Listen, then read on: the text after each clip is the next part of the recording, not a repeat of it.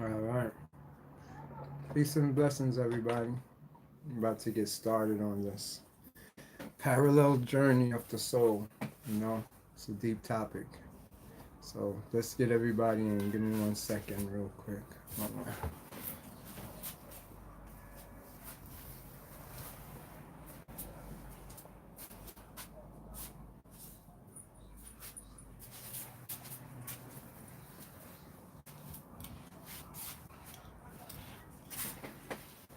Okay.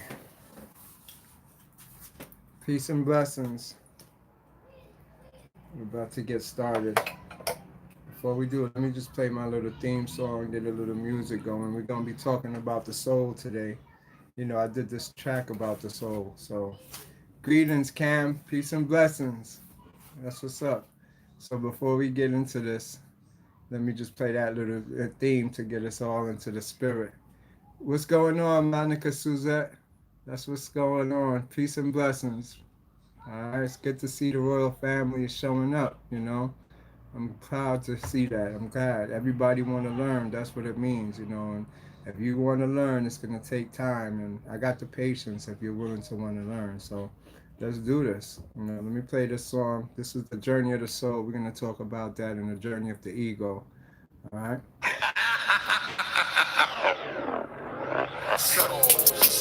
I got a soul, I got a soul, I got a I got a Souls get trapped in soul trap. It all start off with a broken heart. Your spirit fall apart, and then your soul starts to depart. Dear beloved, you have to see your soul and love it. The soul is ugly, despite popular belief. Your soul don't look like you and don't look like me. How could you look just like your soul? First of all, your soul is old. It's been here before in many forms, in many races, in many places. Chinese, French, white, and black. In the jungle on elephant back. In Atlantis before it sank. Listen as the shaman dance. Gather around the fire. Feel the heat as your soul rise. Take a breath and close your eyes. See your soul with your third eye. Your life has always been a lie. And no, you cannot die.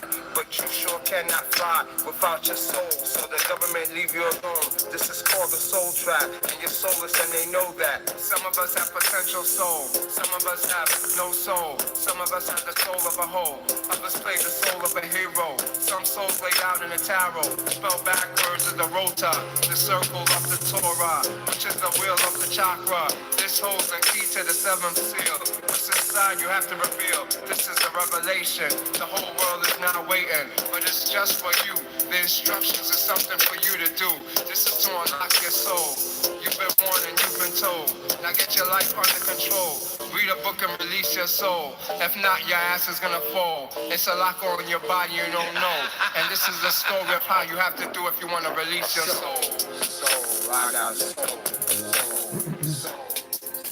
I got a soul. Believe it or not, that song holds all the secrets you need to understanding what's going on and what you have to do. You know, before we start, look at the energy resonating on my window. You see, that's my ancestors. They're always with me. But they're very high energy today. Look, see this? See how it's the energy. It's the chakras. That's the work. All right. So we're gonna discuss this journey of the soul and how it's parallel. You know, the Egyptians show you that when you see the picture of the parallel universes or parallel world, that shows you one is for the ego and one is for the soul. So we actually in the world that we're in the world of the ego, and the soul that world is the world that's upside down. So you get a good understanding of what that means. And now, you know, it was a good friend that asked about, you know, what is it to go within? And so we have to understand for you to take this journey of the soul and to know the difference between the soul and the ego. May we discuss more about the Tantra in today's lessons? Yeah, Cam, today is going to be all about Tantra. Today is about Tantra, as a matter of fact. I'm going to cover a few subjects. So if y'all ready to ride, we're going to ride for a minute. All right? So, let me make a mental note of that real quick while we're here about Tantra. All right, just for the record, nothing I ever broadcast or put on my YouTube is premeditated. I don't plan it before I come on here. I don't research it. I don't actually have a motive for trying to persuade nobody for anything. I'm just teaching as far as what I know, my experiences in these worlds that I think will help and benefit the future generations and people for what's about to come with the consciousness shift. So that's really my purpose. So, and eventually I'm gonna be doing research and putting pictures and files and actually targeting what I want y'all to see. But at first, it's a personal experience, and everybody needs to take this personal experience because it's a part of your soul. You're getting your soul back. Your soul is active. Your consciousness is active. That's the shift in frequencies. It's the shift in friendships and relationships that's going on. It's the cause of a lot of disassociations and a lot of contentions within. And we don't understand why we're feeling these things or why these is happening to us or why they acting like that. So this now will give you a great understanding of all these different things. So on that note now, let's begin with the going within part. Everybody want to know, so how do you go within? What do you do? How you meet the soul? And the key word with going within is actually when you say in, the I-N. And it's only like as above, so below. It's replicated in our sacred geometry, or what we call this third dimensional world. So when we say inspire, intuition, inception, all those are saying the same thing, something that comes from within yourself that you create. So when you say, how do you go within, that's the answer right there, because you will have to seek out inspiration, intuition, all the end things that have the N word in it. So we'll start off with what we've been talking about. Intuition is the first step to going within the inner you. You understand? To taking this actual journey to the parallel that becomes a visual hologram. Let me explain something to you. When we talk in a visual hologram, right? You got to look at it like this. The brain itself is like a generator to the mind. The mind don't need a brain. You don't need a brain to have a mind. The mind has its own thing, and it's a hologram. And so you got to realize that if you don't put anything into the mind don't know how to interpret what it's experiencing. So you got now the mind, you could say, is from the soul world. But you got another side to your mind that we don't really pay attention to, that's called the mental. The mental is different from the mind because the mental is pre-programmed already from experiences or whatever it sees to give the mind information. So the mind now puts it together according to as many lives it has here and its experiences to give you your truth or your hologram you're experiencing right now. So with that in mind now, we have to learn how to actually develop these holograms able vision, because it doesn't just come from your eyes. It doesn't just come from you doing some asanas and yoga. It doesn't come from you breathing. It comes from logic, reasoning, understanding, perception. Those is the thing. Like you got people out here who believe in Buddha, Allah, Jesus, and God, but they never saw those things. So you see, it's the same concept. It's something you can't see, you can't touch, you can't, but you so embedded in it, it become your truth. So that is important for you to understand. To see the matrix and see the hologram, to see energy, you will have to actually perceive it with your mind. But your mind reads energy all the time. But you are the mental part of it that convert its actual raw data into usable information for you at the moment. And that's where you lose the actual pure view of like what nature is showing you. It's like we go to the beach or go in by the water, and I'm showing you the beautiful water to make you release yourself, get tranquil, like, oh, I'll forget about everything today. But you go there and you're looking, but you're thinking about your bills. Well, this nigga owe me money, all this other stuff. This kills what nature's trying to do for you. You got to take that off so you can see what's really there. And what's really there is not what you see and I see it and he see it. Everybody is unique. It's everybody have their own unique way of seeing things. And so when you look at something and you can't see it in this beauty and this uniqueness, that's when it's like you're a program, you're part of the meme, you got too much on you. So this is going to help make you understand these things. But when I tell you about going within, and it starts off with intuition, that's what I mean now. How this intuition going within, how does it turn into a spiritual journey? How does it turn to me astral projecting?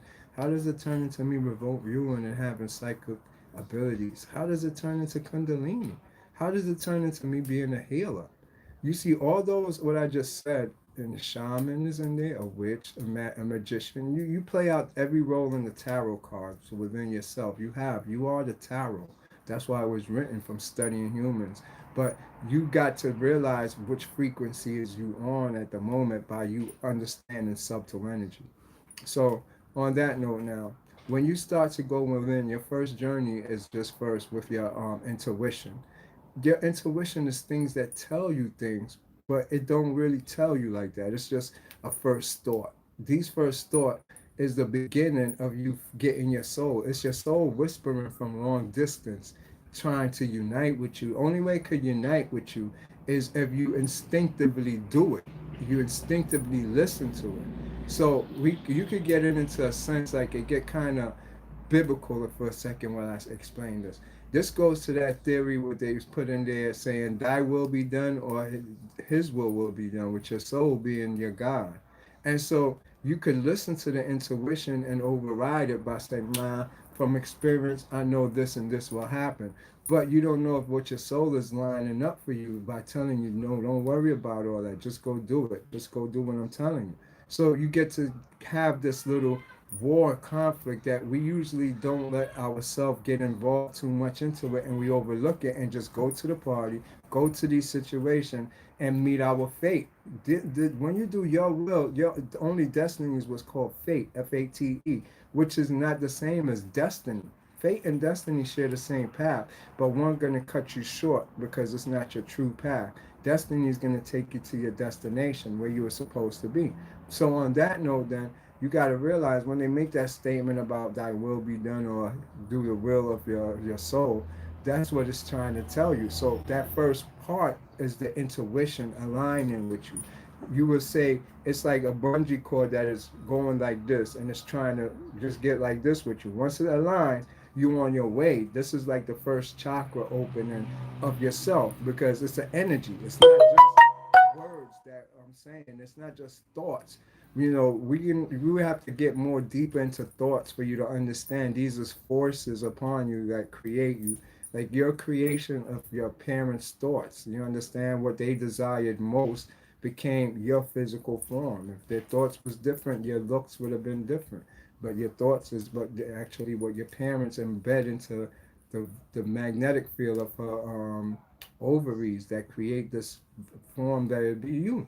And it gets deep because sometimes the woman thought always usually reside in her secret lover or her twin flame. And so a lot of cases you will have where even though they have a physical relationship with a husband, the child don't look like the husband, and it looks more like an ex from a long time ago because that's her true twin flame. It's an inner thing that leaves a magnetic impression upon the walls of the ovaries because it's all mental, So this goes into imagination and another few deep things, but we'll learn those as time go on. But in establishing that now, you get to understand excuse me, the journey within is in parts. It's not like I just say, "Oh, close your eyes," and you just imagine and you're in this. No, and you first have to align yourself with your thoughts because you have many different parts to your thoughts. You understand? Ones that serve you now, one that's going to serve you in the future, one that's there for your best, one that's just there for your survival. It depends what thoughts are you tuning into. So now when you're tuning into the soul thought is a quick intuitional thing. It's an instinctive thing. Like it just told you a second. And then it's up to you now. Like it could say, "Get up, go wash the dishes." And you watching Maury or something.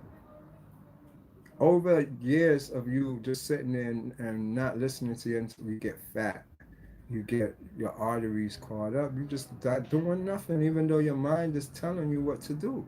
And so you realize these things. Oh, let me say this. There's a particular one when somebody get the download, they be like, "Go wash the dishes." You be like, "Yo, Josette, go wash the dishes for me." That's crazy because the fact that it told you to go wash the dishes was some type of healing or something that you had to meet. It's not the fact to go wash the dishes to get the dishes washed. It was the action in between. Because, and if you notice in anything, you stay here and I stay here. We can't malice each other. You can't do nothing to me until you either open your mouth or we have some type of interaction. So evil can only be in the action. It can't be in a person or anything. We both can't do nothing each other if we quiet.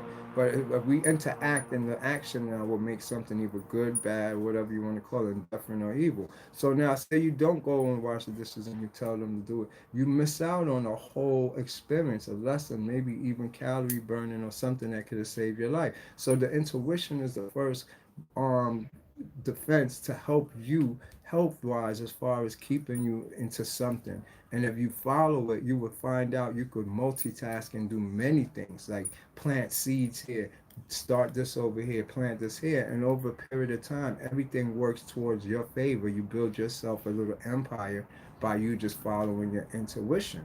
So it's at that point, once you start lining with your intuition, you take up on a different side of yourself because your ego now is going to be challenged.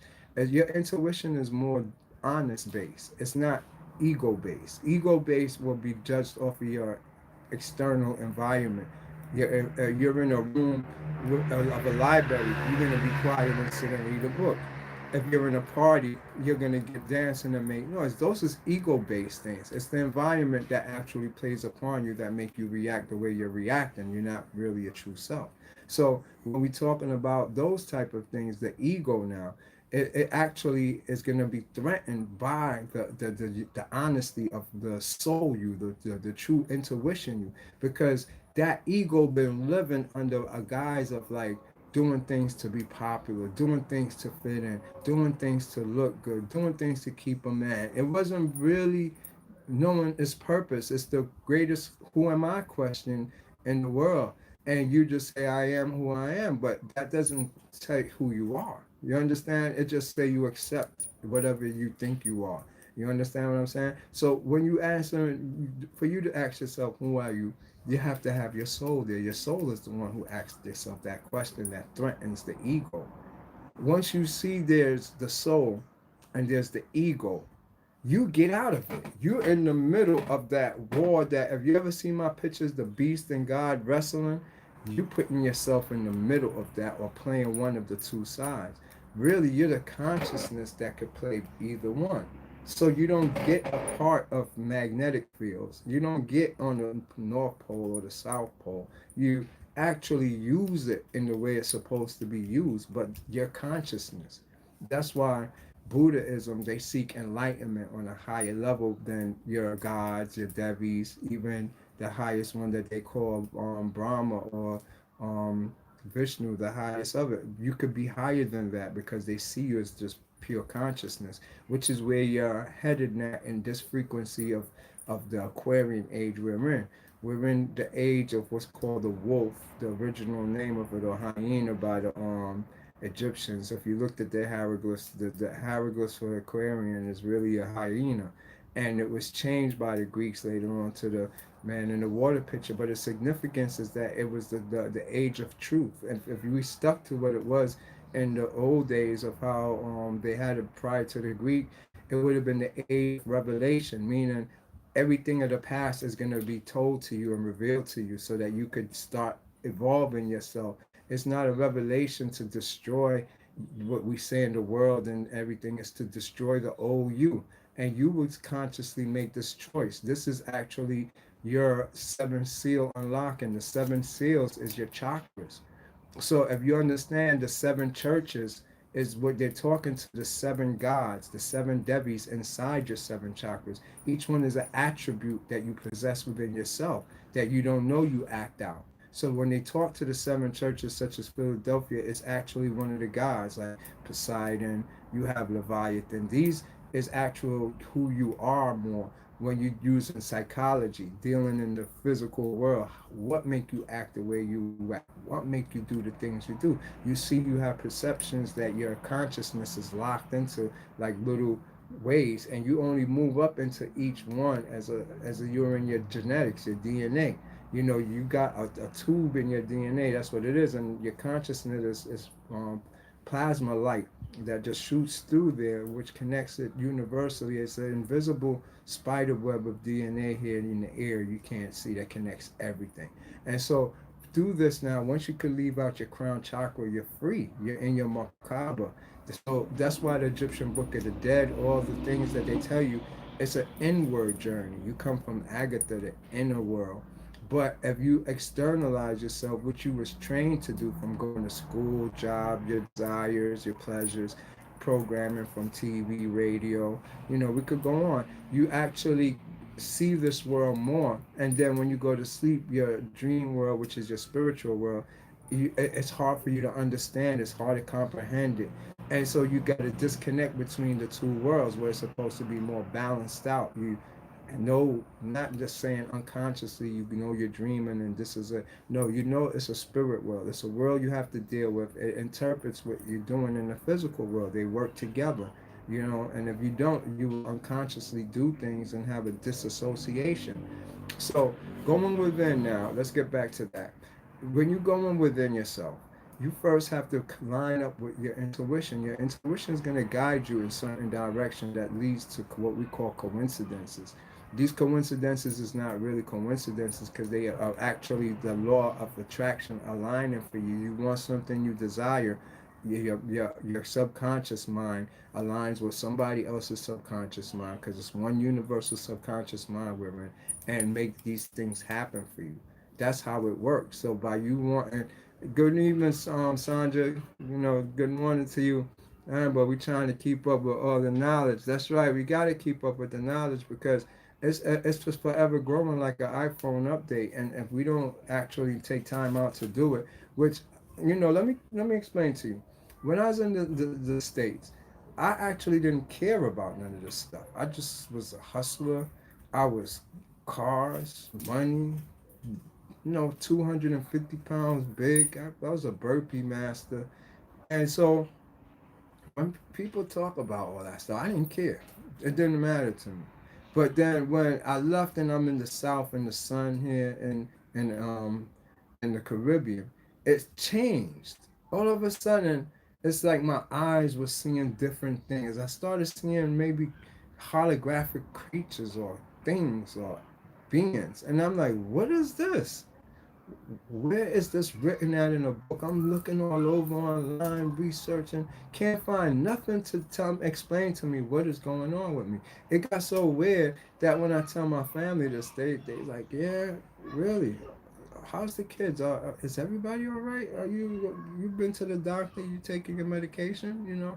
And so I'm like, okay, so it's nobody to talk to about this. And it got more worse and worse as time went over. And so now it was to the point where I realized there is two sides to this world, and there's more going on, and most of it is hidden from us, what we would call the occult. Because I looked and I searched, I couldn't find nothing in reference to what was I experiencing. But once I looked into the occult world, everything was laid out, and it was like I was home. I knew what was going on, and so then I realized the soul is a secret that they made evil to the world. So you run from your soul. You run from the journey to your soul. A lot of what we call mental disease is the actual transition or the cusp from you going from the conscious world to the subconscious world. And we have a disassociation that's taking place until the person understands what he's going through and understand these experiences they're having. So this now um, is what will happen if you unconsciously activate it, if you unconsciously have Kundalini, if you unconsciously your third eye open. But now it's popular, so we purposely seek to open our third eye. So by you seeking to open your third eye, you go to Kundalini schools, you go to these yoga places, you do mantras, you do the breathing, and yes, these things will activate your soul. And so when these things occur, you have to know what you're activating. What you're activating is not a divine being, like how religion teach you. That's why religion is going to have its own karma for what it has done. It never told the truth. How I tell you, you got two sides to you, positive and negative, electric and magnetic, and these forces pull upon each other. But you're the consciousness in it. You're not the forces that is there, and the forces is what we call gods. Now, with that in mind, you see, when religion make it seem like your soul is the feng shui type of being, you submit to your soul. You submit to what your thoughts is telling you. You submit to your intuition, what I just said. And when you submit to it and don't know that it's a creature, it's a beast of desires. So you will see yourself turn into a sensitive empath, anger, crying, going through mood swings, and desire a lot of love, attention, sex. You become more of a pleaser than anything.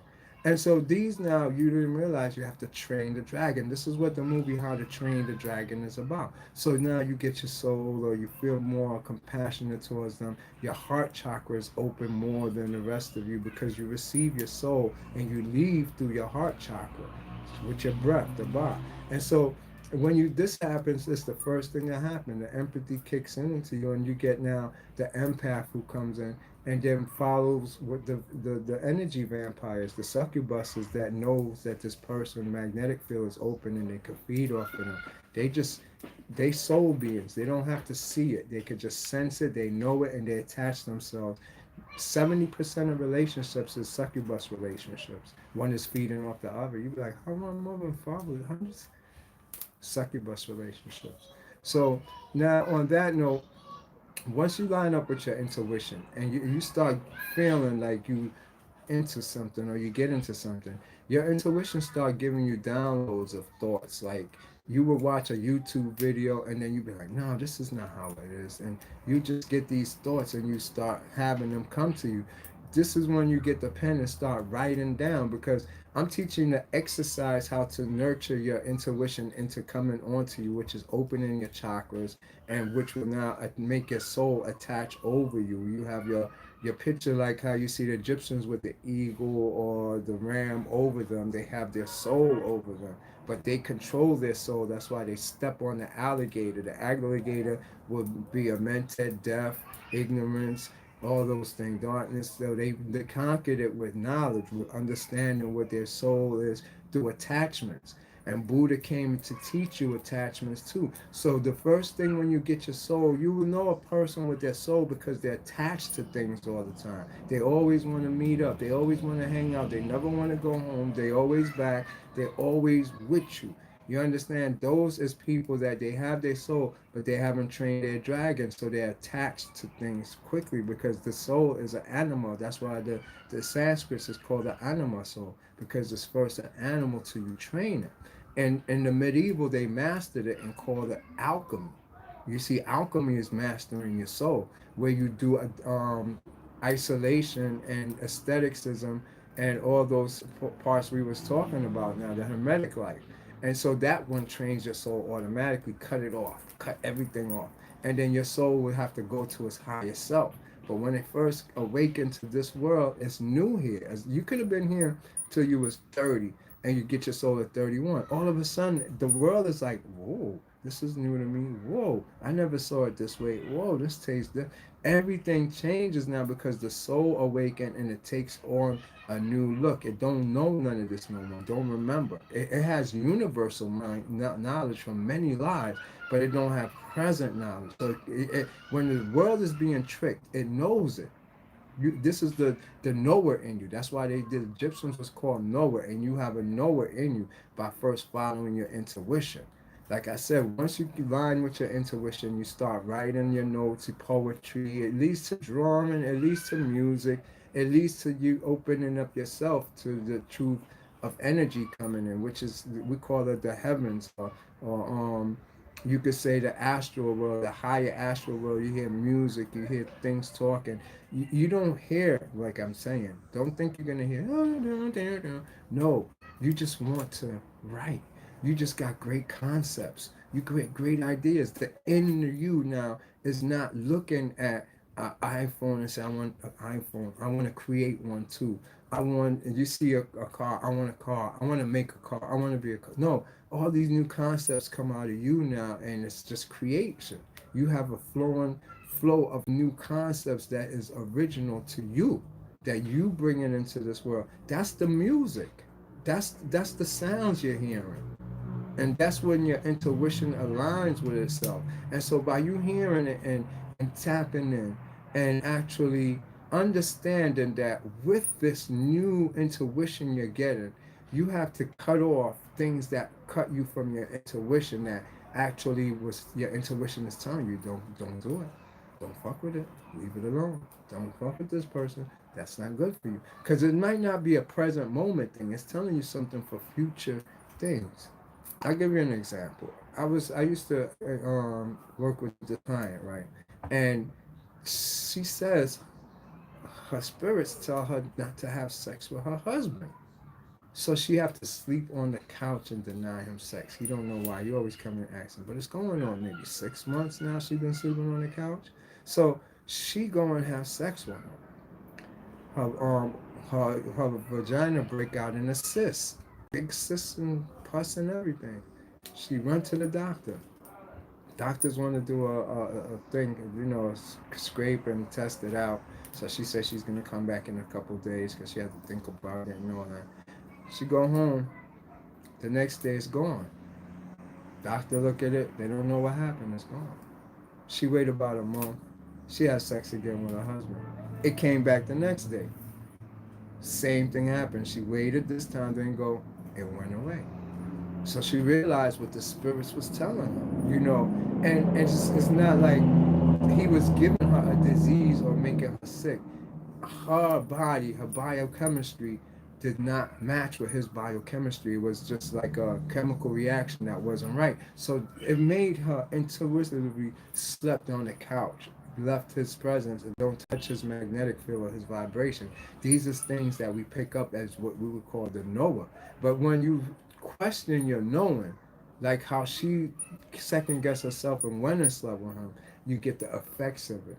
And a lot of us, when we just get those type of warning or coincidences, they catch on and start being more into their intuition.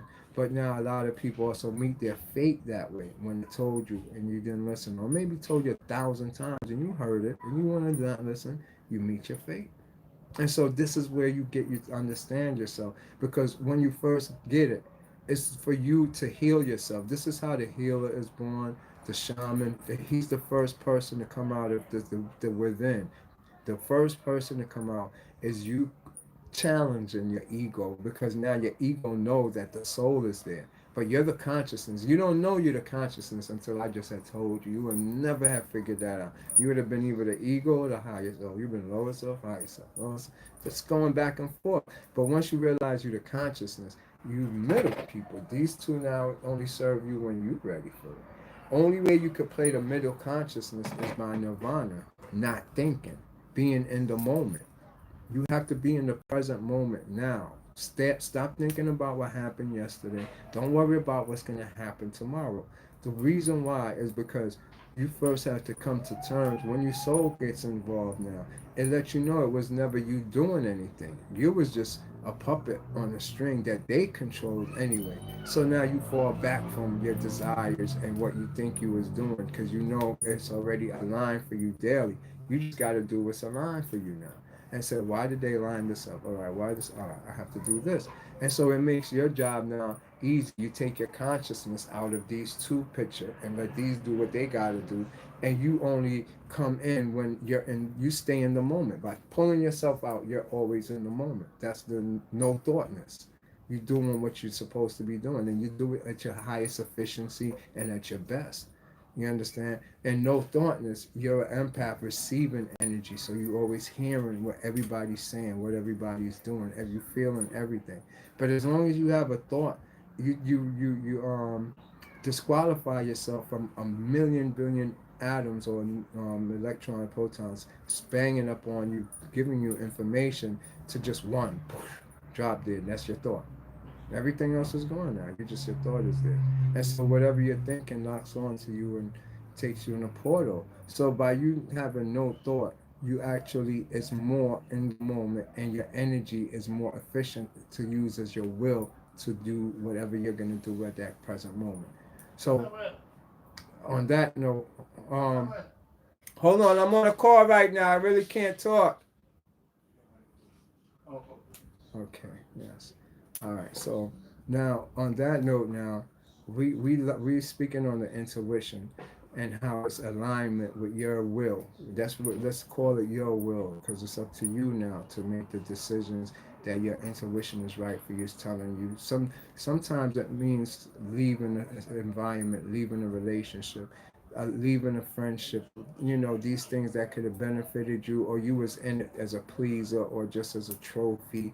All of these counts towards your own soul redemption, because your soul, it disassociated from you because of your actions, because of what you do, because you hear these intuitions that was telling you, and you refuse not to do it. So you get a disassociation from your soul. It disappears. And when it does that, you become more like of a clay robot, a cyborg, where most of the people who engage in relationship have a disassociation from their soul, and they just do what that other person say. They really don't have no inner inspiration, no intuition, and nothing. They just play the wife, stay home, sweep and clean, or he just go to work, play the husband. These is programs. This is what the matrix program you to be. And with a disassociation, you can't align yourself, you can't find yourself, you can't think for yourself, because your soul isn't there. So the first thing you want to do to get yourself aligned back is meditate. By meditation, you get out your own body and find your soul. You floating out there, and it's like magnetic field. And eventually it's an algorithm that aligns back your spirits back, and your soul will start talking to you while you're in your meditation. And by you listening to it again, now you get the association back in line, where your soul actually now is working with you by you listening to it, by you not seeing that it's all about you. That's the ego. It's tricking you to make you not realize you have a soul. There's three of you in you.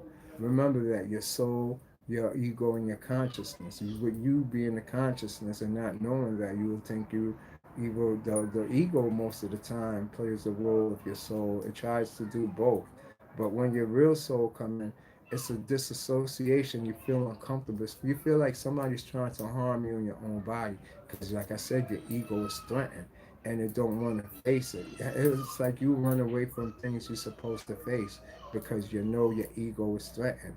You have to have a dissolution now and reborn yourself.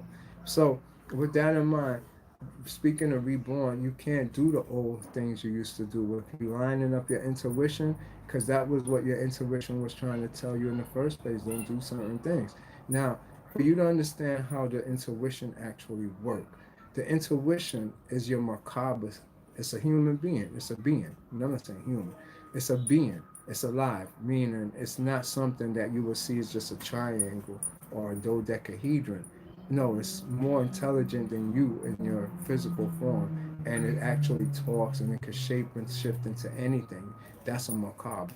You understand? So your macabre is your intuition and telling you your laws for violating your macabre. Your macabre is a dodecahedron made up of many algorithms of spheres spinning in many directions, with you in the center of it, like the Vitruvian man. If you could see yourself on a symbolic level, which is what your subconscious world is. Now, when this happens, you have 100% algorithms of protection. Say each sphere that's spinning in every direction is protecting you from different things coming into your field that actually works for you. So now, when your intuition telling you don't do this, and you do it, you violated your macabre, which is what the Hebrews translate as the commandments. The macabre is the Ten Commandments. You understand the macabre laws, that is. So these basic things, if you do it, it takes off of you. So if you offend somebody, it takes it don't you can't like go and say, all right, I'm gonna beat them up. No, you get the same thing happen to you and your macabre. That's why they lock you in a bubble. You understand? So you violate one part. So if you say, let's use the basic one, you cheat on your friends wife. You fuck your friend wife. And so now the same thing gonna happen to you. If you're single and you don't have one, when you get one, that's what's gonna happen to you. But it doesn't have to happen like that. You get sometime a sick feeling, you everything go bad for you because that sheath lift off of you now. That was your protection. So anybody could hit you with that energy. And so a lot of us in today's time, there's so much violation to our macabre. We're energy being sucked out of us all the time, or we're always in shit that we would say bad luck because we violated our macabre laws.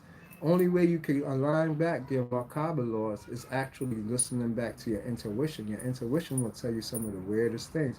Go feed some animals at the park. Go spend some time by the water. And this will align back your macabre because you're doing the opposite of what you're supposed to do.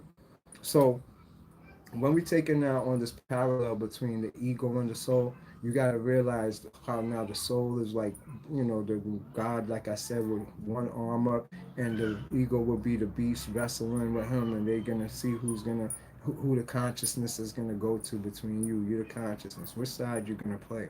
So with that in mind, the ego, when it goes with the body. The body goes to decay by the mineral world. If you don't know, you have three bodies, the main bodies, but sub bodies is inside those three bodies. The three bodies is the astral body, which is your dream body, which is an elevator just to your soul. You understand? You don't have your soul on you. You can't touch your body because spirit and gross matter don't touch. As you can see, matter and electrons don't touch in quantum physics. So now you have the mediator, which is called the astral body, which put your consciousness in it and take it to the soul. But now, if you violate your macabre, your astral body won't come alive. It won't work. It stay dead. You have to work it at a certain way for your consciousness to be honest, to be pure, with your intuition aligned. Then your astral body aligned. Now, say when you die, your astral body is the one that's going to take your consciousness to your soul, which is a whole nother world. It's like you just awaken in a world that you don't remember you had biological parts. So you wouldn't have a desire to scratch. You wouldn't have hunger because you don't have organs for those type of things. Certain thoughts wouldn't be in you because they required your organs. Certain things like breathing, you wouldn't think about breathing, much less hearing, because you don't have those organs to remind you of those things. So you assume the astral organs that you have. The ethereal now, the soul has to go to the ethereal body. You still got another body that is the real body to the physical body. You always hear them say you have a physical body, but you have a ethereal body that is the real one. So if a man chopped off his arm, he didn't really chop off his arm. His ethereal body holds his real arm, and they could probably feel neuro electronics around when they touch it because it's still there. So if you know you have not a ethereal body, that's where the soul is going to transport you. But it has to be purified because on the ethereal side of the fence, it's the whole spirit world. You're in spirit world now. Spirit and matter don't mix. You talking the soul. Soul is an in-between thing. It's like gross matter. It's in between. It's the world of the demions and the gods, demons. So they're designed like a frequency to purify your consciousness while you take the journey over into this pure spirit world. You ain't gonna get in here if you're not purified yet. So once you pass away out the physical body, which now is ran by, you look at like the characters. I can't tell you, but look at them and like if you had a bunch of superheroes coming through your body, just busting apart everything. This is what you're gonna experience as you die in decay, because the minerals you eat, the minerals don't fix up your body. The minerals is designed to destroy your body. The ethereal body put it back faster. So it looked like you're growing, your things is getting bigger, but it's not getting bigger. It's the minerals decaying it fast, so that the ethereal make it grow faster. It's the ethereal. Once the ethereal walk off your body, you're dead. Because the mineral, even if you didn't have the mineral in you, you're petrified. But the minerals is gonna decay you. And so you're still in your consciousness in your body while that's taking place. And a lot of people run up to their skull, which is called Golgotha. You will see it like if you was in a big cathedral. It takes on a different tone when you're in your body, in consciousness. It's universes. It's the 48 constellations in your body. It's infinite in your body. It's unlimited in your body. So you could be running forever. But when the decay process reaches a certain level, hopefully somehow you awaken and come out. You understand? Or somebody come and get you. That's why shamans design, or in the Indian tradition, they call them the bardello. They go inside and actually escort the person consciousness out the body and let the body go where it's going.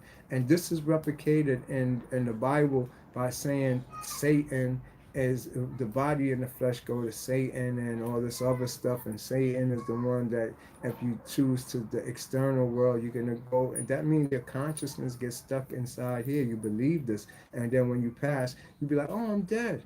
You really believe that, and you will die too. You lay there with your eyes closed, and you're not dead. You understand? But if you meditate, you will learn these things that you're in the world of the dead when you meditate. That's why you see the Egyptians in meditation poses, the Indians in meditators poses, and every culture had meditation poses because they knew there was infinite and immortal in their selves. But if they didn't awaken themselves through the Kundalini or awaken themselves, they would eventually believe they're dead and suffer. That you can't come back from. You become matter on the earth. You still recycle, but within the earth sphere. And that you don't know what you're gonna be. You could be from dirt to a duck. It doesn't matter. Let me explain to you something. When you get deeper into past your intuitional understanding of your soul, and you start aligning yourself with your intuition, it doesn't. You don't judge yourself. You don't think if you're good, you're bad, or evil, because you're getting to know yourself. And so, getting to know yourself. When you align and know yourself, you could fix it to how you feel fit. But first, you must understand yourself. What gets you jealous? What gets you angry? What do you hate? What do you love? What's your fetish? What these things is what triggers you unconsciously. And if you're not aware of it, it's like you don't know the term know thyself. And if you don't know thyself, it means to know your limitations, not actually know thyself like you some feng shui crazy conscious know everything. No, knowing thyself and your limitations actually give you the ability to know everything, because you know where you stand at. You have a reference point. But as long as you don't know your limitations, you won't have a true understanding, much less a true belief, because you're going to believe anything, you're going to say anything. But when you know your limitations, you will seek outside yourself sometime for what you need, instead of believing you can when you can't. It's the difference between ignorance and stupidity. So with that in mind now, once you start getting your intuition aligned, and everything now becomes a soul journey, because after a while, a lot of friends is going to leave you because you're not going to be agreeing with what they're saying. You're not going to be always going with them. You're always not going to be always in a social group, or mean, where you ponder by yourself. Your soul talks to you. Once your intuition starts, it keeps on talking. It don't shut up. It's like a fountain. And so what it's doing is actually reprogramming your mind, reconnecting neurons. And so what happens is, if you go back outside and you start listening to your friends, you deprogram what they just programmed, and now you back to your old self. So it's like you have to spend some time in the spirit world to get used to it, where it doesn't have an influence on you when you come back out in the physical world, where you forgot everything, like your dreams. You there, you experience it, but as soon as you come back here, you forget it. That's how it works. And if you start pondering in a thought, contemplating, and somebody call you, get on the phone, text you, you forget it. Some people are so short, they actually, if you cut them off for a second and they start talking again, they forgot what they was talking about, the whole subject matter. So this is not something that is not, universal. You see, it's real. It's real. And so if you don't spend time in the spirit world, it's like a muscle. You're gonna lose it, and you're gonna be stuck on the faith of going to Satan in the flesh, and your consciousness will go with it, and it can't die, and it's a forever journey. Just like the soul journey is a forever journey to the right hand path. The flesh journey is a forever journey to the left hand path. So you be always caught up in the material suffering of what's going on in the physical world. You don't want to go through all of that for the rest of eternity. You want to get yourself up out of it. You're the consciousness. So that's why Buddha teaches attachments. It's good to relieve yourself from anything you love. Don't attach yourself to it. Get rid of it. For some reason, we in an age where emotions is being overwhelming and misinterpreted, and the conscious people now is starting to interpret emotions as a just do it thing. If they feel in a certain way, instead of them acting it out in an emotional way, they will react off of it or build something about it so that it doesn't happen no more. So we must leave the frequency of the fire, because on water, that's what makes us emotional, and come into the air now. We're in the Aquarian age is the age of the air. You know what I'm saying? It's mental, psychological. So we have to defeat our own emotions, because our emotions is from past lives. You act out unconsciously, emotionally, off of past experience. That's right. Excuse me. That's right. Denzel fans, we act off impulsively, and that's why the media, um, the Illuminati, you could say the government, they got us with that, because of the simple fact we just act off everything we see. Remember I told you about what happened in 1940 with Orwell, the reading of War of the Planets, and the whole United States packed up and was on the highway thinking UFOs was coming.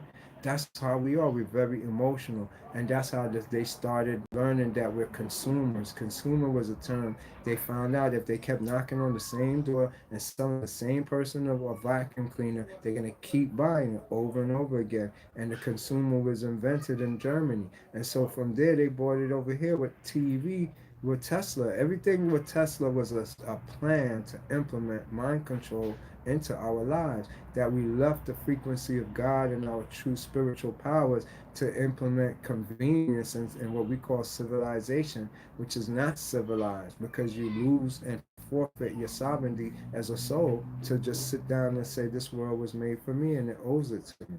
You know, you might work for it, but what you do with the money, you reward yourself. You didn't really work for it. You just work it for to reward yourself, and that's not real.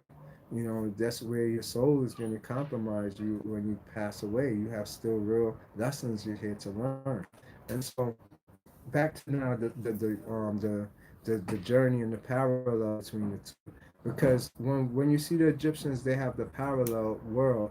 It actually is like that. You got to look at it. What's good in this world is bad in the soul world.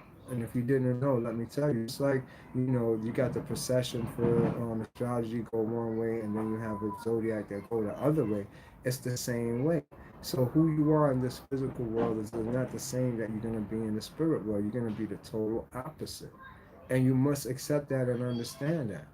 You know, that's why most women's, you don't see yourself man or woman, and it does say that in the book of Corinthians, and that you're near, no, it's in Galatians. You're not man, you're not woman, you're not Jew, you're not Greek.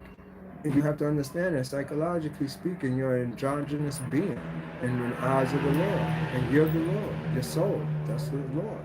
So once you understand that, you will take a lot of things out of you and reprogram yourself, reset yourself to understand these things. Once you do, it doesn't matter the influence that the United States have on you through their TV programming, through the culture, through Judge Math is coming on at this time, picking up your kids from school at this time, cooking them at this time, tucking them in at this time, or spending time with you at this time, getting on Facebook at this time, then tucking yourself in and turn on the nightlight at this time. You see how it's a simple program, and then we live that in a comfort zone that we don't want to leave that. And so we get programmed and believe that. I'm not telling you to change that. I'm telling you to be conscious of that. Be conscious of that's not real, and the world is more than what you're seeing and what you're making for yourself.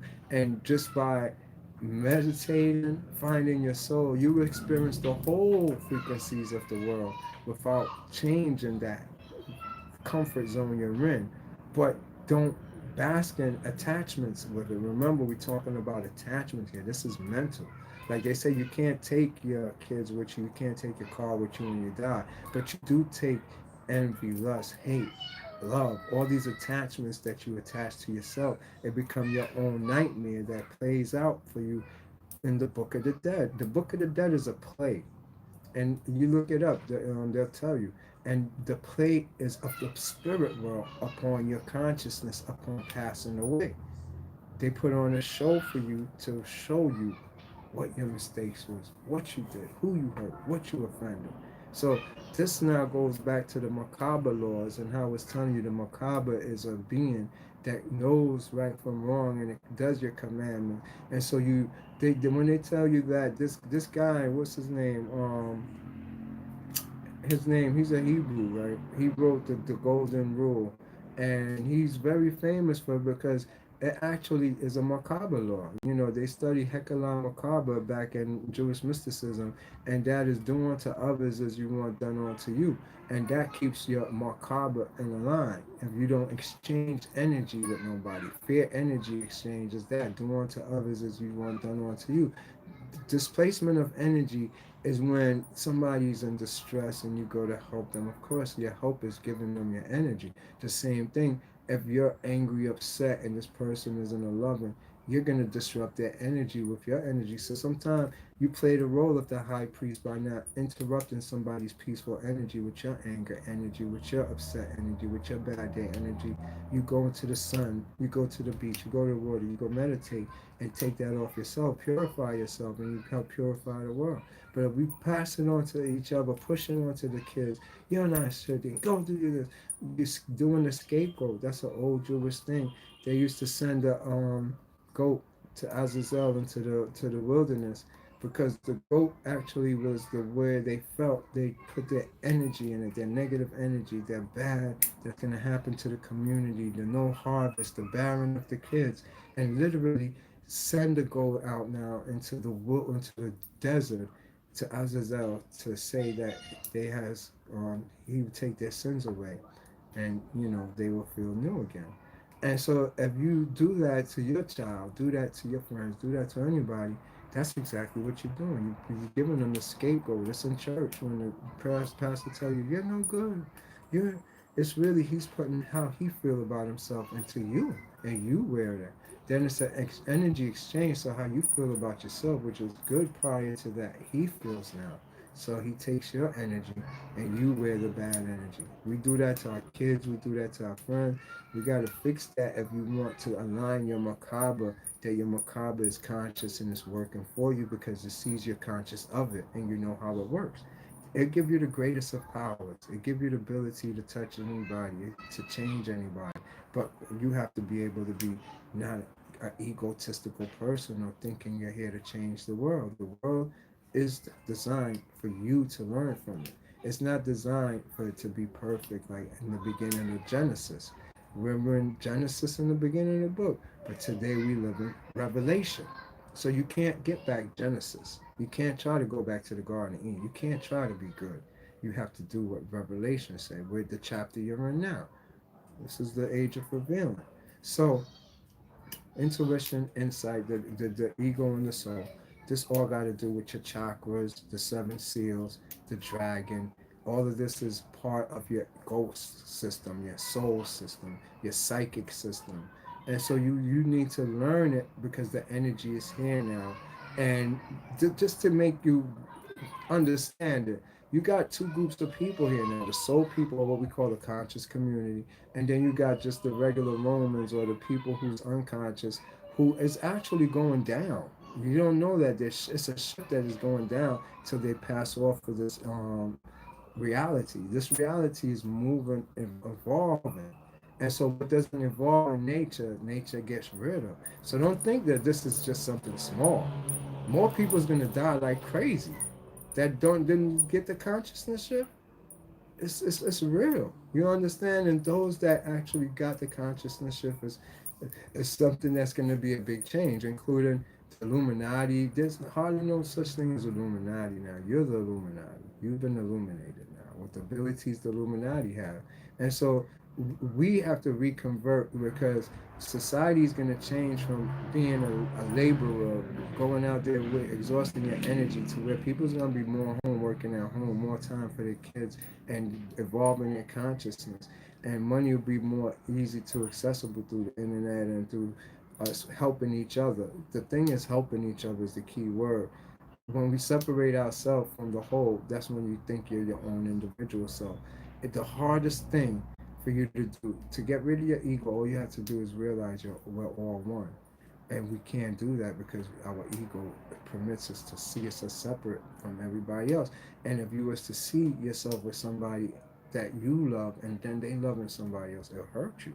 You wouldn't be able to take that. So see that as the ego right there. As much as you say you can and you want, but imagine that you in a sphere that everybody share one consciousness. You're in a sphere where everybody share, even those that you hate, share the same soul, but it's individualized, but it's still a whole.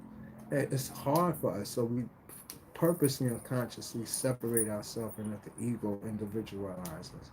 You understand? But once you connect back to the program, the matrix, you get to see all the abilities you have, how much you could do, how you could connect to everybody all over the place and be everywhere at one time, because you're on the subatomic level and the quantum level too. All right. So, and this telling you the parallels, your ego is gonna make you want to go get a job, go find a woman, go settle down, go get your hair cut. I'm giving you the from like the simplest thing when you left the house as a little boy and ventured out on your own. Those is all egotistical things. Getting credit cards, doing these things, fixing yourself up. All of that is egotistical on all levels. I'm covering ego, period. And soul things. It's not to worry about any of those things about. And your soul do that. A lot of people smoke weed and feel like that, but they don't realize it's not you smoking weed and feeling that. No, you smoking weed. It's a cannabinoid system in you. You activate first your psychic abilities, then your eyes get watery, and that's when reflection hit it. Reflection is the spirit world. They white. You understand? So once reflection come on to you, everything else change, and you start seeing the truth of this world. The other one, the ego, is only for your survival. What you need right now, you're thinking, who I am right now. You basically a sum total of everything you experience on this earth. So you create this character. We call it character, personality, demeanor, attitude. It's not who you are if you had $1 billion and could do whatever you want now. And you did whatever you want. Now what? You find yourself. That's what we're here to do without the money now. For you to understand that, it was a story. This man, he comes to one of the Spanish islands, and he's like, "Essay, I see you you got lots of fish." He's like, "Yes, yes. Me and my wife, we got a boat. We catch hundreds of fish every day." And he said, "Yes." I said, you need to open up a business." And I said, he's like, "Yeah, open up a business." He said, "For what?" "So you could make money." And then he said, "Yeah, for what?" He said, "So you could buy a bigger boat." And he said, "Oh yeah, for what?" "So that you could get more fishes, so that you could buy a house." And then he said, "Oh yeah, for what?" He said, "So that when you make millions, you could just go sit on an island and just sit there and fish and to relax." And then he said, "But essay, I do that already. I don't need all of that." That's the point. You understand? Making a big thing for nothing, you know? And so you get to understand simplicity in nature is not forcing yourself upon it, and you have more energy to do what nature and your destiny is supposed to do. It's a soul mission here. You're here to change this place. But first you have to individualize yourself to make the change. You know, I got this video. I wanted to show you. This is deep right here because all right, I'm gonna show it to you in this basic form. I don't do no trickery. This is just the water, the sea, right? And in the water, you see the reflective light off the water. I'm playing it for you right now. You see that? All right, that's all that was. Now I'm gonna play it to you two ways. This is it again first in slow motion, right? And then I'm gonna play it to you at regular speed. Let's do this. All right, look at it again. Watch this. You see this? I'm going to show you what's going on here because this is what I study. You see that? That's the same thing. All right. Before I show you this next, show it to you again, I want to explain to you. Energy, light, two vibratory frequency that try to vibrate on the same frequency and come into the same space at the same time cancel themselves out. When you see the things going off and on, like you see a fast flickering when you're looking at water in slow motion, what's really going on? It's like two spheres touch each other, and once two spheres try to touch each other, they cancel themselves out because they lose their individuality. So on that note, I'm gonna take this now, right? And I'm gonna zoom in, and we're gonna be able to see what they do as it plays in slow motion. So now watch. You see when two of them touch, they disappear after any two touch. Watch them. And I'll do it for you by hand first so you can see with my hand there on. As two touches, any two that touches, they gravitate towards each other, but they cancel themselves out as they touch each other. Now I'm gonna just play it for you. Just watch how they do. Let me put it over here. Look, you see how they disappear? What makes them disappear? Just look what makes them disappear. You see? That's how we work. We cancel each other out when we try to socialize and group together and lose our individuality. And so those spheres is you. That's you and your pure self, your light. That was light, consciousness. Those is live beings. And you get to see how it works. I want you to understand that when you seeking out your soul, it's an individual journey. It's also a journey of facing your demons, meaning facing what you love and you're attached to it and disattaching yourself to it, to seeing yourself now, no attachments, got rid of all your desires, revisiting life over now as twice born, meaning everything that you saw, you're gonna hate now that because you changed yourself, and now you're gonna repulse against the old you, but you don't repulse against it. You gotta have empathy for it now, and actually revisit it and see yourself how you used to be, and actually be all right with it. Like that was me. This is me now. And once you're able to cross those lines, you made the transition over into your soul.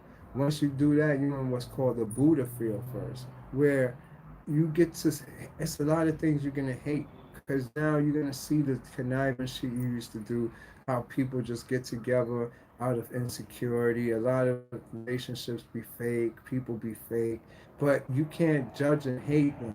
Even though it's in your best interest to separate yourself from them, but in the Buddha field, you understand now. With you doing all of this, you acquire a power. All your forces that you had this algorithm all over aligns to see this now. You see this energy right here on my window? Look.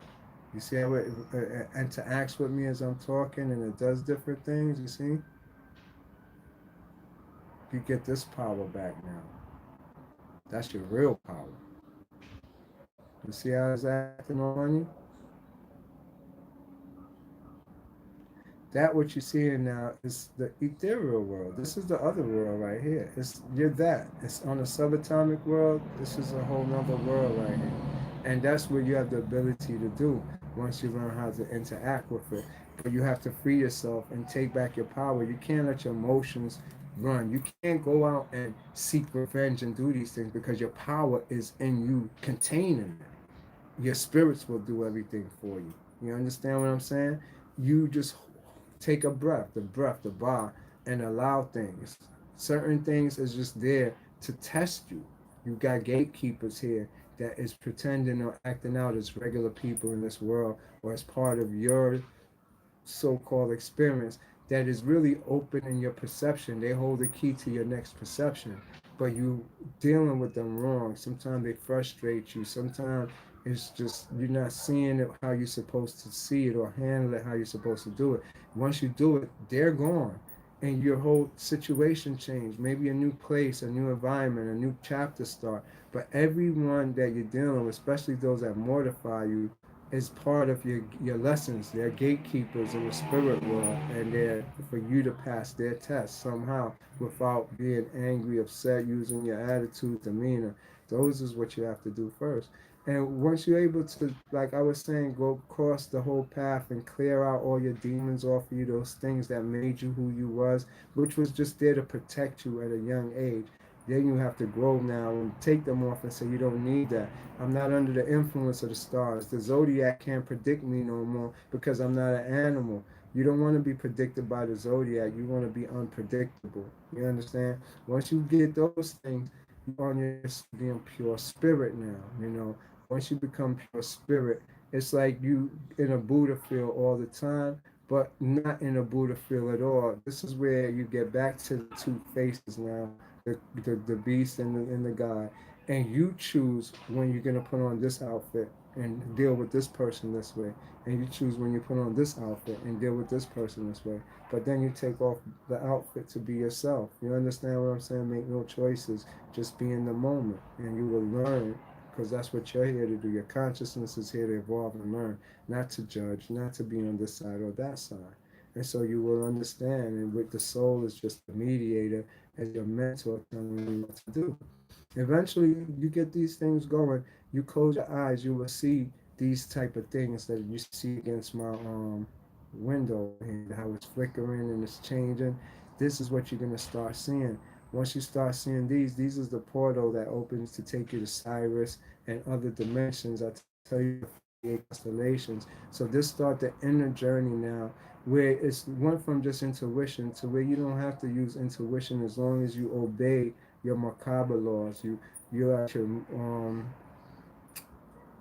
you could say meditations. You try to get it where you have some respect for the sun, respect for your own spirit, respect for your body, respect for the food you put in yourself. These respects, they're watching you now because everything is alive, I'm telling you. And they see how you treat yourself. So when you close your eyes and go into meditation, it wouldn't be so much your intuition, but they know you following your macabre laws now, and you know the rules. And so they expect you at certain times to be doing certain things that's going to help you biochemistry go through what transformation is. Transformation is the key to this. Any book from yoga to any religious book is about transformation, alchemy, the emerald tablet of thought. All this is about transformation. I am legend, transformation. And so you get to evolve yourself at your pace, how you're supposed to have evolved. Don't just stop when you get to 17 and go make a baby and kids and thinking that's evolved. That's not evolved. You evolved to be a Devi, a demigod with special powers, magnetic abilities, electrical abilities. Right about now in this age, it's unlimited what all of us have abilities and gifts to do. And I don't want that to motivate you, but I know you need to know that because weird things will happen and you didn't get to know why. You understand? So it's good for you to understand that. Now, let me see. I have pulled up some books and information, but I think I could cover it all on my own. I don't need no book on this particular topic. I think y'all got a greater understanding of what you have to do now, which is separate yourself in some type of way, find out what you love so much, your fetishes, and try to disconnect yourself and away from it, but without running from it, without being afraid to face it. Because if you become afraid of it, that means you're still addicted to it, or you love it, or you can't get away from it. You have to face it, and it has no influence on you no more. When it has no influence on it, then you could go back to using it, doing it, or whatever you do. But override the influences it has on you. If you're always in a relationship where you're always arguing, realize that's all you've been doing. And then when you realize that a new perception opened, probably that relationship was over. It was just to teach you about your arguing self. You know, so all of these is how reality is set. Whoever come in is to teach you something about you, and once you learn it, they're gone. You understand? That's just how life is.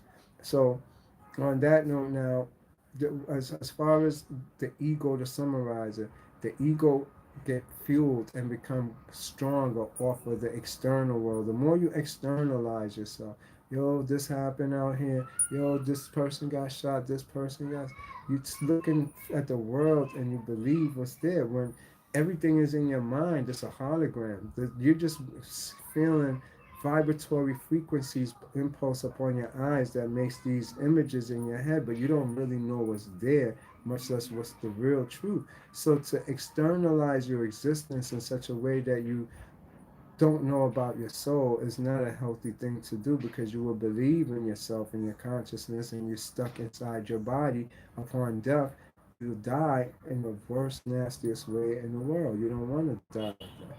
So to free yourself up is the truth of life. You understand what I'm saying? And by you being conscious of this, you will not go but so far with what you're doing impulsively or what you're doing in your desires and all that, and pull yourself back out so you can see with your right eyes and not being it and blind yourself. You understand? And so externalizing everything, you will get all the hardest problems, all the sorrows, all the things that you don't like, but you won't see that that's what's making these things. Hear what happened. Don't listen to none of that. Do that for 3 days, and you will see the difference in your biochemistry. How like your chemistry flow better. Everything aligns in your life better. Most of what we're doing is letting the external impulses dictate how we chemistry feel, as far as fear, love, hate, anxiety. Then on top of it, we could be just going home to get some rest because we're tired, but we get sidetracked to go over here, go do this, go do that. Then you want to try to meditate or concentrate. You can't because you're tired. And you know you're tired. You think you don't never sleep. You think you just need 3 hours of this. But it's just that your mind is making you work. But if I was to bore you with something, do something boring, you start nodding your head. You know you're tired. Try to meditate and you start falling asleep in your meditation, you're tired. So those are the signs you have to pay attention to within yourself, because you're dealing with subtle energies. These energies of your soul is very subtle. Like this will be everything right here that you see. And you see every time I put my finger and pay attention to it, it reacts more, act more crazy, as you can see. So this is all you're gonna mostly see. This is the closest you get to that other world right here, what we're showing you. But this is it. If you can recognize this on a subatomic human everything, that's it right there. You know, this is weird now, this shit, bro. I don't know if y'all see it or it's just through my eyes. But anyways, I hope y'all got a good understanding so far. Now let's get into Tantra. Okay, Tantra. Look, Tantra now is very delicate. I'm gonna tell you the basics of it, but my investigation into Tantra needs to be stated first. Right, this is my synopsis that I'm giving you from what I know, and this is from studying. Like I do research, but it's hard to find the experiences I have. What they show me, I can't find it in this world of knowledge, research, Google. So I have to seek outside. And in this, I have to go to old ancient books, scrolls. These is where I find my truths from. And so when I started realizing this, is that a lot of information is actually taken out of society, period, that is important for our evolution. As long as we don't have it, we don't know what really took place or what happened. So in my investigation of Africa, and it started off with my spirituality. I noticed my spirituality had me as a seer, and people were scared of it, and it seemed like it was kind of evil, and I didn't know. I see it on TV and I see it on YouTube. I read it in the Bible. I read it in religious books. So it looks evil to me too. So I said, no, what's wrong here? And after investigating it, it didn't take me till I got to the medieval books to realize it's not evil. It's what they call the philosopher's stone, the elixir. It actually is Tantra too. And so with this Kundalini energy and the energy I was giving off and driving people all type of crazy ways, it made me actually found this research that it was people who was being exterminated off the earth because they possessed this energy. They possessed this the radiance that they give them. They was known as indigos, purples, everything with the peace. And so this is the Uraeus sign that you see the pharaohs where it's a bloodline of people that is naturally like that, that it just be religious, astrological, medical. They know all these things and they come into society and teach it. And they were the ones actually that came with Tantra, yoga, everything. But in our society, the culture claims everything. And I realized that wasn't the case with this because I was researching it and I had to get to the source of it. And the more I dug to Tantra, that there was no author of Tantra. There's no original person who came up with it. It seemed like whoever came up with it didn't come from that place. He bought it over there. And that's when I started to catch on. And this doesn't just happen with Tantra. We're talking about with Pythagorean. You got a war, like I got the alchemical books of all the forefathers. They tell you how there was people who actually walked on water, who healed the sick, brought the dead back to life. This ain't no Jesus thing. Jesus is one of like 100,000 people who did that. Everybody was doing that. If you just look at this the topic necromancy, necromancy is to bring somebody back from the dead. So when I was reading these alchemical books, they speak of how the educated came and changed the books around in society, and the the recipes don't work no more. The herbal healing techniques don't work no more. Medicine don't work no more. The mathematics was off, and they saying that these people who left these books was called the Magi's or these Chaldeans, and they actually was the true ones that they would say was miracle workers, did all the stuff that they did, healed people. And so it was a bunch of them that was under their teachings that knew them personally. And so you had people like Pythagorean who was working with them and had some science, and they were saying the spiritual part was the problem of all of them. They couldn't see the spiritual part that those beings that brought it to them saw, and so they just put it in a analytical way where it became our science and our mathematics and our ways of what we see life today. But it didn't start out that way. These magi's gave them a metaphysical science for them to align themselves not just with their jurisdictional state, their governmental and financials, but it also was aligning with nature, their spirituality, and God.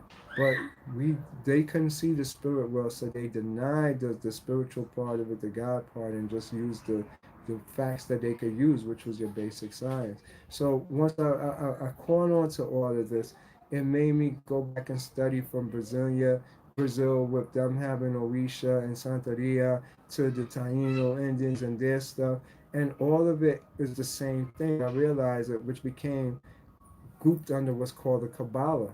The Kabbalah just took all ancient magic, studied it, Judaism, mysticism, studied it, and converted into that tree of life, and the whole system of magic became commercialized. And so when you go back to how our indigenous people was doing it, this is just everybody of the earth prior to Rome. Everybody, you was the same soul, just in a different body. You understand what I'm saying? You was there. Nobody new comes into this dimension. You're gonna come back again and again. It's only you. It's only a certain set of souls that's here to learn lessons.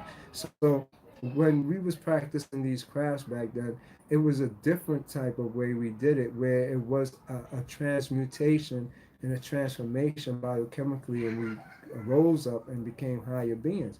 And this was called the apotheosis. The apotheosis, we know it only from George Washington's apotheosis, where he became a man that became a god. But if you look at the Egyptian way of light and coming into day ritual, that's the apotheosis too, where you're being taught to be a god. Just like Alexander the Great said he was a god, Napoleon said that he was a god. These people went to the pyramid and did the pyramid initiation. And the pyramid initiation involved you to actually be outside the pyramid, but you have to astral project inside the pyramid for the initiation. You don't go in the pyramid for the initiation. You have to come out your body and go inside the pyramid. Because back then, before they busted open, there was no entrance to get in there. But you had to meet the high priest in there, the hierophant, and he will astral project in there, and that's how everything is done. The same thing with their medicine. They didn't have no medical tools because they never touched the physical body. They only touched the ethereal body and the astral body. And that's when you see Anubis over the body, just waving his hand. So they did Reiki, and their most complicated surgery. You look at the Egyptian pyruses; they don't do too much cutting open in their medical surgical pyruses. Their first form of healing was through astral projection and Reiki and using light. That's our first form. So knowing all of this now, my whole point was when I went to go research things, we'll get unknown or it cuts off, no more information about it. And I know now it has to do mostly with Africa, the indigenous people, which made me have to go deeper into books. So that really is the fuel for when I started my spiritual journey. Like, how dare them, we're being oppressed because of our Kundalini, of who we truly are. And I'm talking about how serious it would be look at the Moors, the Ottoman Empire that ran the whole globe, was destroyed and taken out of history, written out. All the ancient people was taken out of history, was taken out. So these part is important for you to understand yourself, why it's always going to be a state of emergency, a FEMA, Homeland Security, all these places to regulate the people and their so-called Kundalini activation, the third eye opening, and all this other stuff. Because, it's a lot of power to it. So, on that note now, I can explain down the rest. I just wanted to get that part out to you so you understand. You know, we have that ability in us. All right. I was just reading from in Tantra, right? Let me see. 1 second.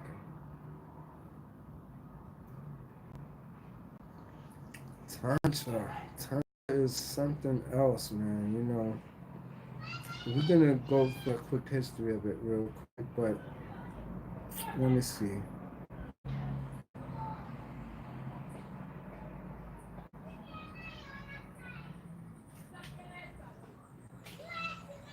Okay. Okay, here we go. I'm gonna start off. This guy here wrote this. It's 27 tantras. Like the tantras I'll be trying to get into is actually the ancient tantra. The reason why the ancient tantra, it has to do with Egypt. Egypt actually, you see the picture of Ptah and he has a stiff penis.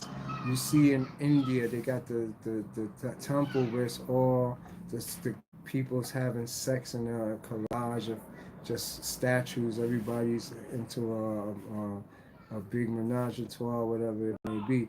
Those is important for you to understand because and that we see that as a big sexual orgy, but in actuality as a shaman, it's how you heal. It was the only way we could get to God. It's when your Ida and Pingala, the Uranus symbol, the genetic sign touches, you get that explosion. And so back then they actually had to engage in sexual acts. So you see from Osho, he brought it back and it was being used again to get them up into their transformation or their highest states of awareness through the sexual energy. So when you see it in Egypt with Ptah holding the penis, or you see Amun Ra sitting on the throne holding his stiff penis, it's not that he's actually doing something in the foulest way. It's an energy where you're looking at anything in the physical world is feminine, and anything in the spirit world is masculine. These are two forces, and so this the natural science of that. Then air is actually a feminine thing, and so with his penis out, it's the principle of the creative principle of him receiving energy into his penis to actually give him the life force. So they're showing you that, which is what Kundalini is about, actually through Tantraism. It's like you engaging in the life force energy, but it takes on a sexual overtone.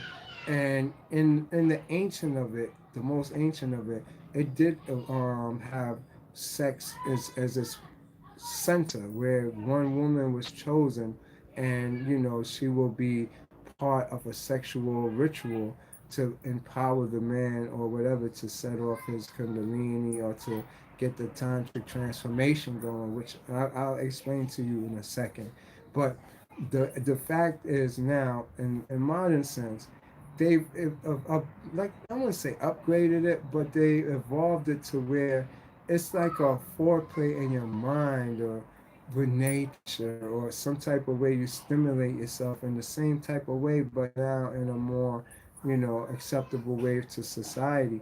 But the way that it was actually done was, some type of sexual stimulation to make the creative energy come up out your sexual area to go up to your second chakra, which turns it into chi energy.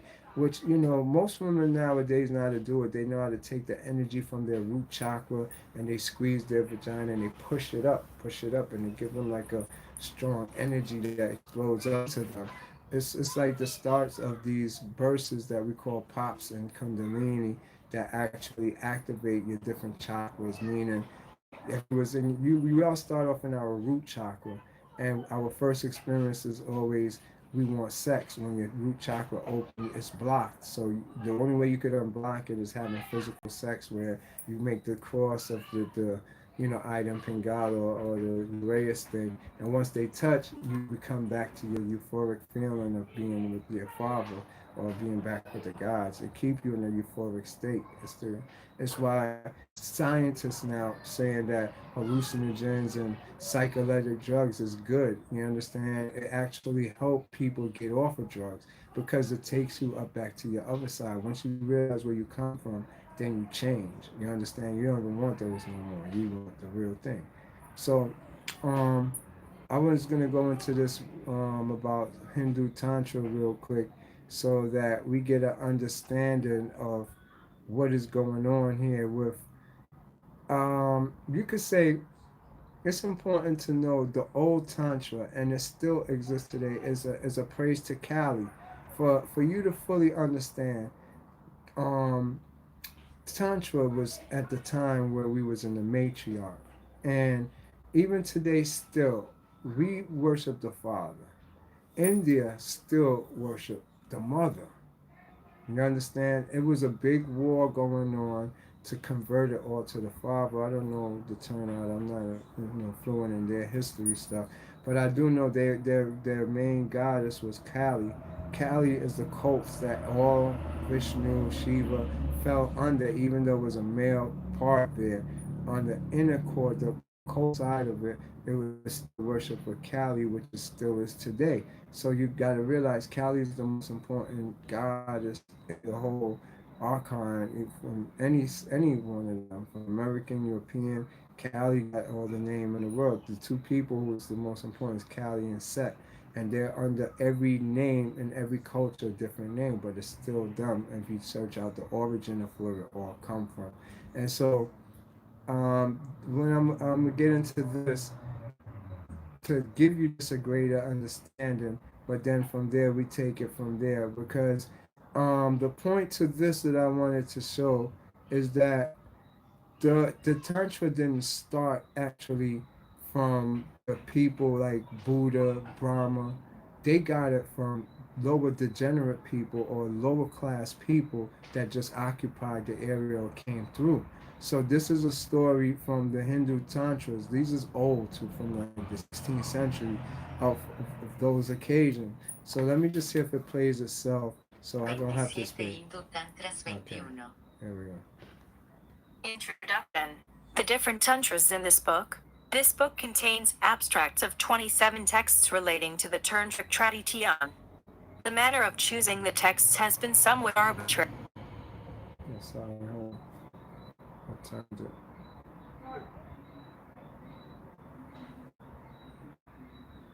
Michael Majid. Tantras of the Reverse Current 27 Hindu Text Substract. Michael Majid. 2008. 27. Hindu Tantras 21. Introduction. Different tantras in this book. This book contains abstracts of 27 texts relating to the Tantric tradition. The manner of choosing the texts has been somewhat arbitrary. They can broadly be divided into 5 categories: the auricula, the curlicula, the tubercula, the nithacula, and a miscellaneous section consisting of various digests and texts. In each category, I have attempted to choose works which haven't received that much attention previously. Some abstracts of some of these texts have appeared on the website, but where that's the case, these have been greatly revised and expanded for this printed material. I haven't had access to other Sanskrit editions for most of these texts. Critical editions don't exist for many of them, to the best of my knowledge. Every text in this book has a Tantric slant, and many of them have a Kala slant too. So what is a Kala? According to A.K. Mitra, in his introduction to the Kula Tantra, the word Kula means a family or clan, but its technical sense has been defined by the Turahusaya Vidaka to be Kulam equals Murti Myrna. The term thus combines the meaning of the three other words which are further explained to mean Java, Murda, Jaurna, Murnam, and the manifold universe or Viva, Miyam. The gist therefore is said to be Ayakti. As Ayakti is Kula so Ava, as distinguished from Ayakti, is spoken of as Akula. Kalakura is one of the 7 occurrences enumerated by the Kalarava Tantra, one of the leading tantras of the division of Siddhikas of this school called Kalas. 1. Introduction, page 2. This needs some deciphering. Murti means the measurer, Murnam the measure, and the measured. These represent the individual person. That's not where I wanted it. I need to get into the story. 1 second.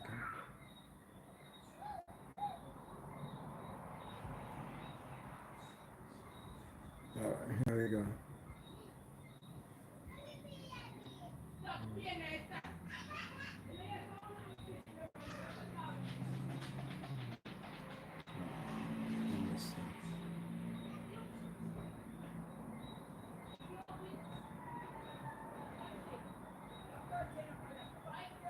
Modern scholar Alexis Sanderson says in his essay Avaism and the Tantric traditions, the trick is called a cult, simply worshipped its 3 goddesses Para, Parapara and Apara at the corners. This thing cut off. 1 second. Alright. Let me get this together 1 second. But first you gotta realize they worship a goddess. And the goddess is what the woman plays out in the position when she's set up. Now, Tantra, let me explain to you. It goes back to the Bible. Oh, God bless you, Ether Browns. God bless you. Thank you. You see this symbol? This is a mandala, but this is also where we get it in religion as like the what is this? This would have been the 4 corners, the circle. You know, they got it as the four gospel writers with the Christ being it. This will be the symbol right here, but it actually came from Tantra, and most of the books that actually comes from our religion is actually come first from Tantra. The original was biophysiology books that they actually tell stories of our journey of our consciousness into the physical world and how to do the transformation biochemically back to go back. So that's where you get your Shakti and Shakti energy come from to help you through what we call liberation, to take you to your true self back, to go back up, So let me get into this real quick. Forward. QR Fakram. FCRPJTNRI Faknon 2. G1TNTTR2. This is from Serpent Power, Waves of Bliss. I want you to hear this. Hold on. The necessity and importance of mother worship and the superiority of that worship over others have been proclaimed by the Vedas, the great seers of India like Sri Sri1 Kara. Why? No Sakti, no movement, no action, no function, inclusive of creation, preservation and destruction F2WF0RT. From dawn to dusk and throughout the whole night are we not floating, as it were, in the ocean of her special mercy and love, protected on all sides by her ever-vigilant hand from the storms and tempestuous waves of life? Can anybody deny the fact that our mother is ever showering her love, mercy and grace on all creatures, high and low, rich and poor, strong and weak, alike, with a wakefulness that allows no fatigue and with an interest that suffers no slackness?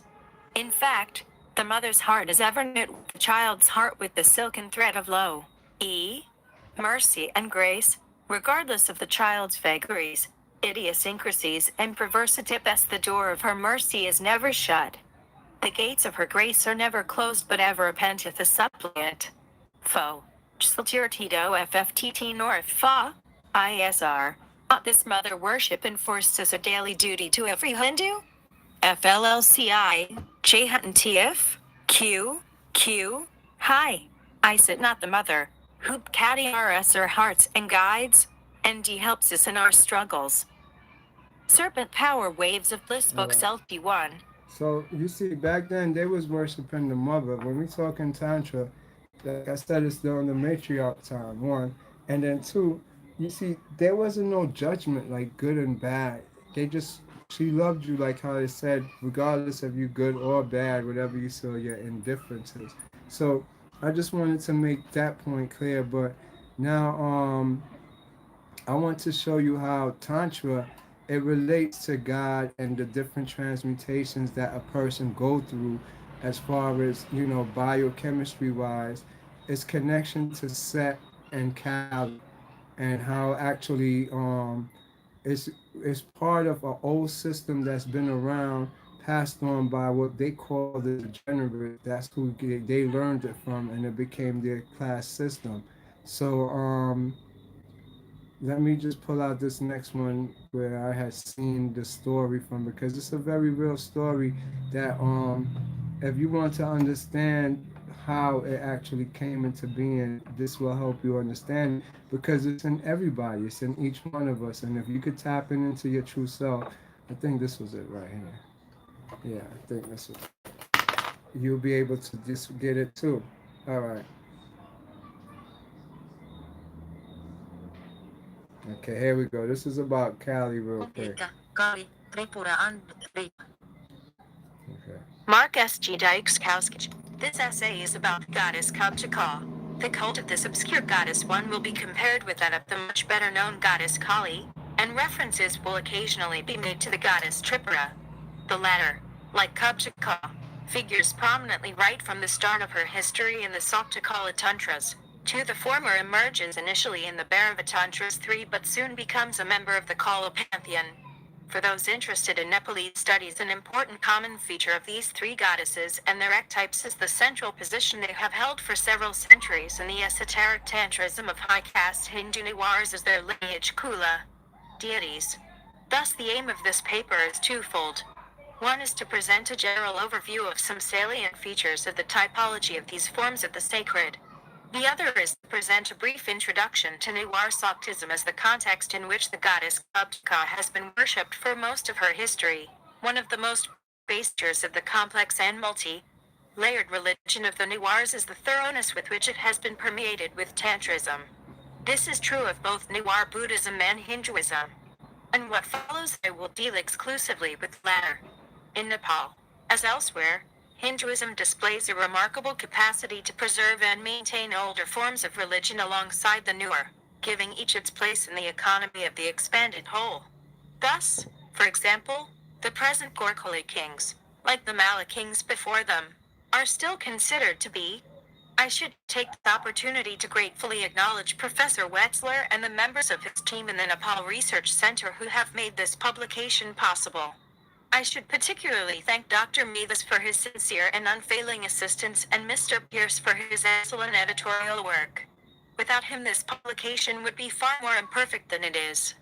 I should also mention Newton Sarma, who has worked as an assistant for Let me the and credit PT. play by, so you know this is real. This is not something they making up. This is a very real book. I'll give you the name of it if you want it, but I want you to hear the story. It's coming up. Much to my understanding of Tantra by our lively discussions. Kedora Iris's J. Rajapad Hyayah's Kujo who offered his hospitality and advice. I acknowledge with gratitude and deep sense of humility the inspiration I received from Professor Sanderson, who some 20 years ago suggested I read. Let me speed this up, because it's the story I want you to hear. Just stay listening. Incarnations of Vishnu, and section Eva Pasupati remains, as he has been for centuries, the patron god's wrathful form, and the goddess Durga, otherwise known as Bhagavat, and the 8 mother goddesses, Muraka, who are arranged in protective circles around the Kathmandu Valley and its major cities, and the many Ganesses who protect the quarters of Newar towns, villages, and countryside are the basic constituents of the Nuar's public religion. They are the gods of the outside public domain, what Levy has aptly called the civic space or misocosm. Easily accessible to researchers, they have been the object of a great deal of study. But there is another inner secret domain which is the Nuar's microcosm. This does not form part of the sacred geography of the Nuar Civitas, although, from the initiate point of view, it is the source and reason of much of it. The deities that populate this inner space and their rites are closely guarded secrets and, often, they are the secret identity of the public deities, known only to initiates. The two domains complement each other. The outer is dominantly male. It is the domain of the attendants and protectors of both the civic space and the inner expanse, which is dominantly female. By this I mean that while the deities in the public domain may be both male and female, the male dominates the female, while the secret lineage deities of the higher castes are invariably female accompanied by male consorts. The interplay of So you hear first, I want to stop there that on the inner courts, it's females that rule and they have a male consort. Just like the Pope prays to the Black Virgin on the inside, but he prays God outside. You understand what I'm saying? So they actually doing a form of Tantrism and Catholicism and all religions that we don't know because they worship the mother, you know. I'm also going to show you what the actual word Satan means because it's a Hebrew word for your skin. It doesn't mean actually a physical person. I'm going to show you. I'm going to break it down to you in a minute. But I want you to understand how the culture works, that in Tantra, it's actually the worship of the woman. And we're going to get into the yoni and the yoni worshiping because they worship the yoni. Also, there is also called the Immaculate Conception Tantra, where they actually make themselves get impregnated through parthenogenesis. I could give you the doctrines for Immaculate Conception. I got the Immaculate Conception Tantra, like as Jesus is doing it like it's some old crazy thing, it didn't exist and all this stuff. All this is through Tantra that we didn't know is real, and it's all biochemistry. So listen real quick because it's going to tell you where they get their Tantra from because Brahma is going to be taught by somebody. Listen. these two polarities generates the complex structures of Nuar religion. Again, the inner domain is layered and graded in hierarchies of deepening and more elevated esotericism that ranges from the individual to his family group, clan, caste and out through the complex interrelationships that make up Nuar society. Thus the interplay between the inner and outer domains is maintained both by the secrecy in which it is grounded and one of the most characteristic features of Nuar Tantrism as a whole, namely, its close relationship to the Nuar caste system. 4. It is commonly accepted by Tantrics everywhere that the teachings of the Tantras should be kept secret, although in actual practice the degree to which secrecy is maintained varies and the Nuars are amongst the most orthodox in this respect. But this other feature of Nuar Tantrism is in striking contrast to the precepts of the Tantras, especially the Kala Tantras that tirelessly admonish equality. 5. The qualifications required of an aspirant are not those of birth but purity of. 4. Quigley confirms that one of the aspects of Nuar society on which everyone is more or less agreed is that caste divisions are underscored, as are all aspects of Nuar social life, by pervasive ritual. While certain rituals bring together all the inhabitants of a particular settlement, many others are primarily oriented to an individual or a particular kinship group, a household, for example, or a group of affines, or perhaps a lineage. Gellner and Quigley 1995. 300. Especially important amongst the many others for the higher castes are tantric rituals. 5. It is worth stressing that although the Tantras enjoin that when initiates sit together to perform their tantric rites there should be no caste distinctions, they become operant once more when the ritual ends. The two domains, the inner tantric and the outer smorta, are treated independently. Thus, for example, once the aspirant has received initiation in the tantric cult of Savakanda Bhairava, which is an important part of Nuar esotericism, as it was of Kashmiri. This fact Bhairava Tantra prescribes expiation for anyone who even mentions prior caste. Pragjatayudiranot Devi Prayasit Bhavenera I, SVT 4/544b, CF Abid 4/414. Abhinavagupta enjoins the same for Trichosavites and T8 Irises 15/576. Further on, However, the Tantra enjoins that one should not criticize the Smorta religion, which teaches the path of right conduct. Smortam dharmam non indet tu akarapathadarikam, Ibid 5/45. See Iraj 1988. 29. Oh, I was just going to say, let me say on this teaching of right conduct, it's important for you to get that because that's all the same thing I'm telling you. They teaching them the Markaba laws. When they say right conduct, only reason they teaching it to them in such a way is because they teaching them how to fly their Markaba. So you will have to know the right conduct. Don't think it's some religious reason they're doing it for. It's just so that you will learn the laws of how the spirits work and how your Markaba work. So that's important to know. And also in caste systems, in it, there's a caste system where they saying that if you're rich, poor, black, white, it doesn't matter while the rituals is going on. It might matter afterwards or during a certain time. But he's also going to tell you the strongest is also the ones of the lower class people. They have more power, they say, than the Brahmins. They are the most powerful as people. That's one thing you don't know. It's like your government is weak compared to you, the citizen, and you don't know it. You have more power spiritually, physically than them. So it's trying to tell you that the more you're being oppressed, the greater your power is. So listen to it a little bit more so you get an understanding, because then it tells you about the system real quick. Conduct.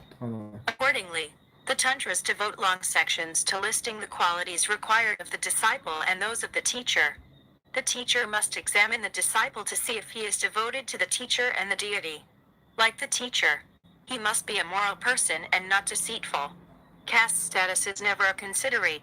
You see what it says? That's important. And you would think it's out of being good, out of being for respect, but it's not. It's for your power. You ain't got no power if you don't have those things, because you forfeit your power to go work through the evil that's in your head or whatever you're thinking.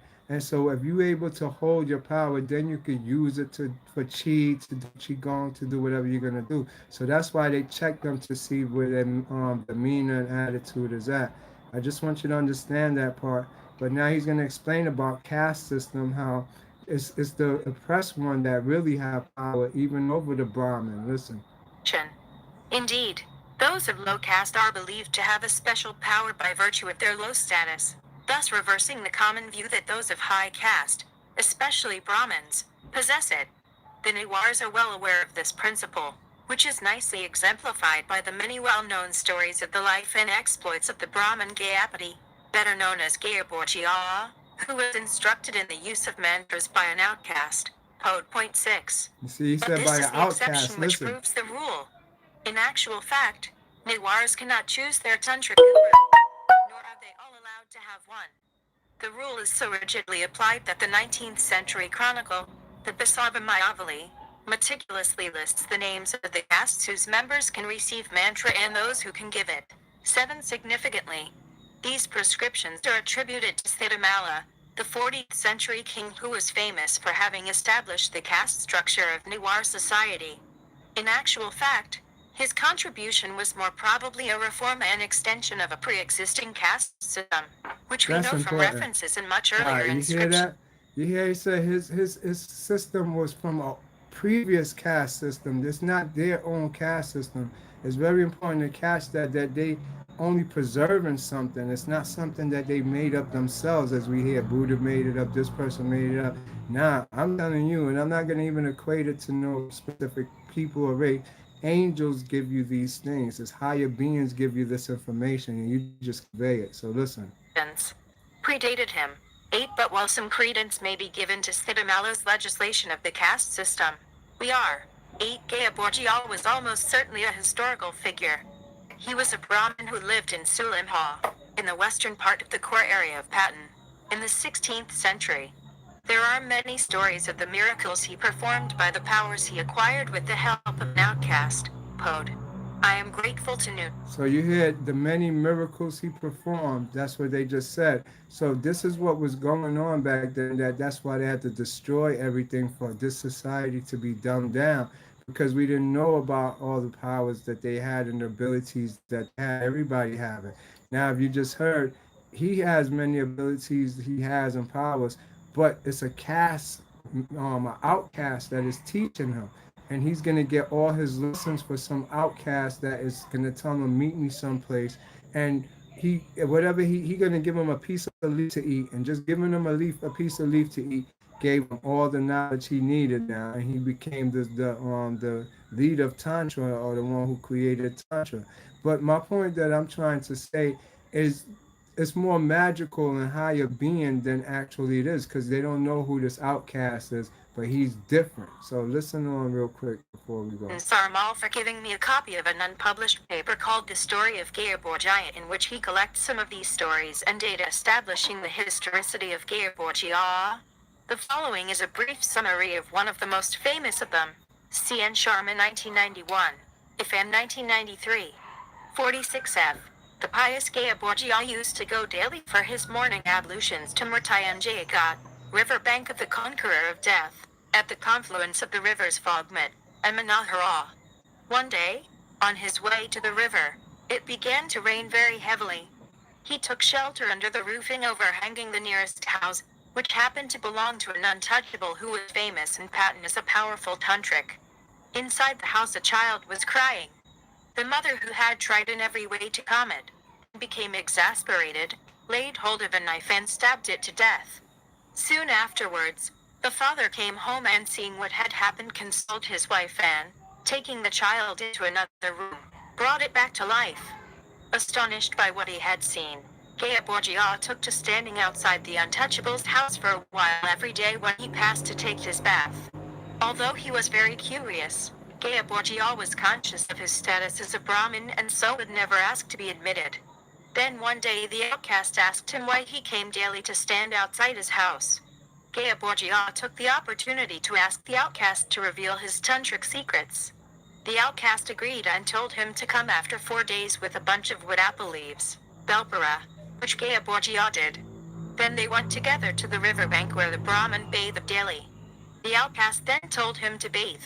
When Gaya Borgia had finished, the outcast, squatting on a platform where ancestral offerings, Sraddha, are made, wrote mantras on the wood apple leaves and threw them into the river, telling Gaya Borgia to eat them. When he had done so, he was astonished to discover that he knew all the mantras. However, he had not acquired their power, said he. Instructed by the outcast, Gaya Borgia began to worship Ganesa in order to empower the mantras he had received.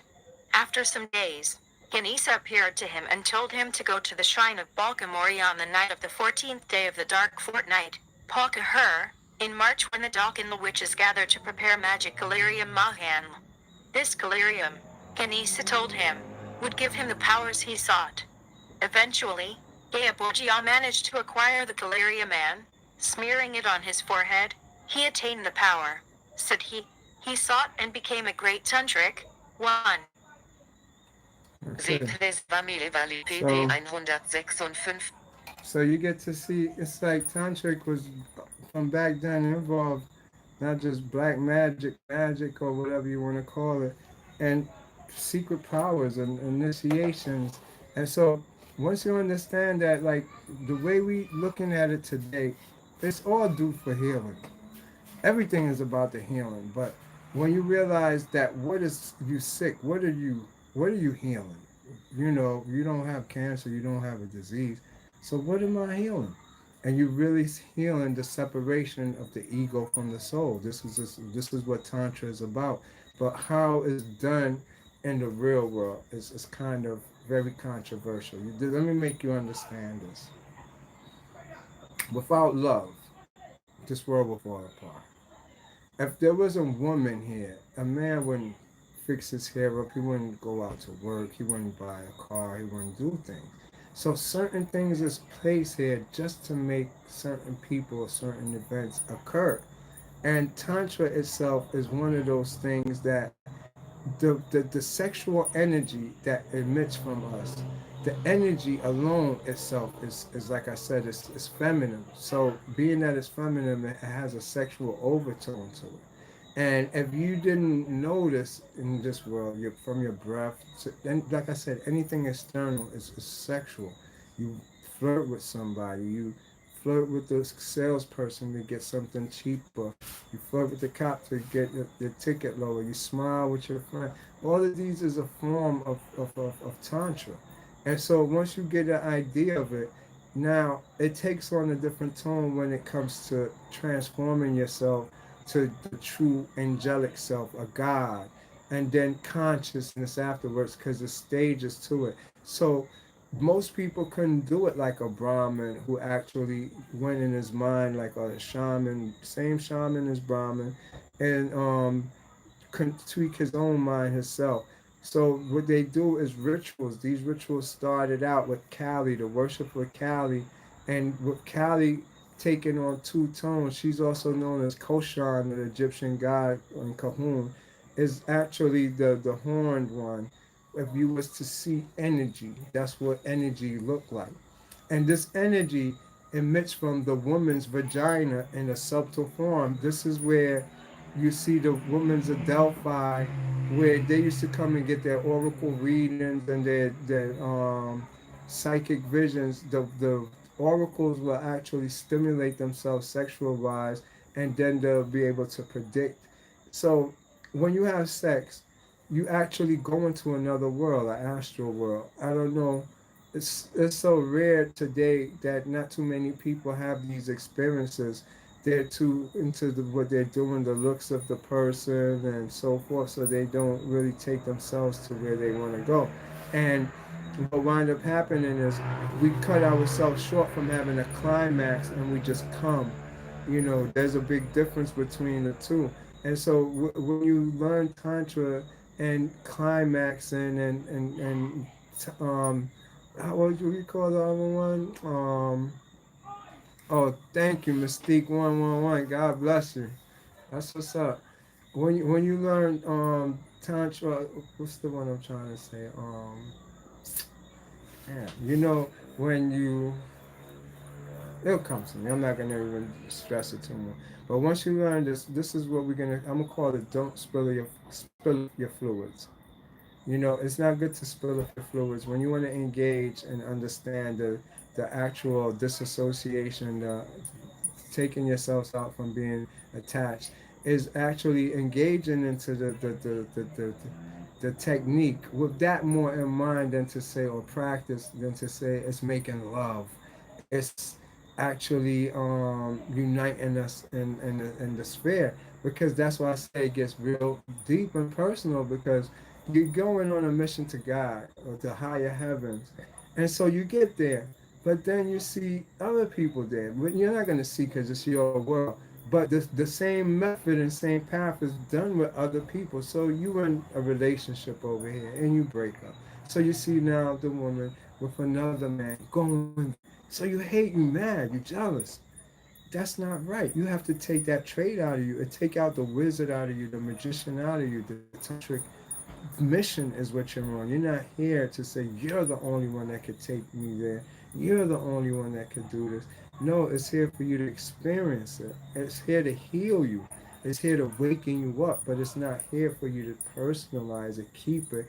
Take the person and say, I'm going to cohabitate with you for sexual favors just because of that, and I don't want nobody else to touch you.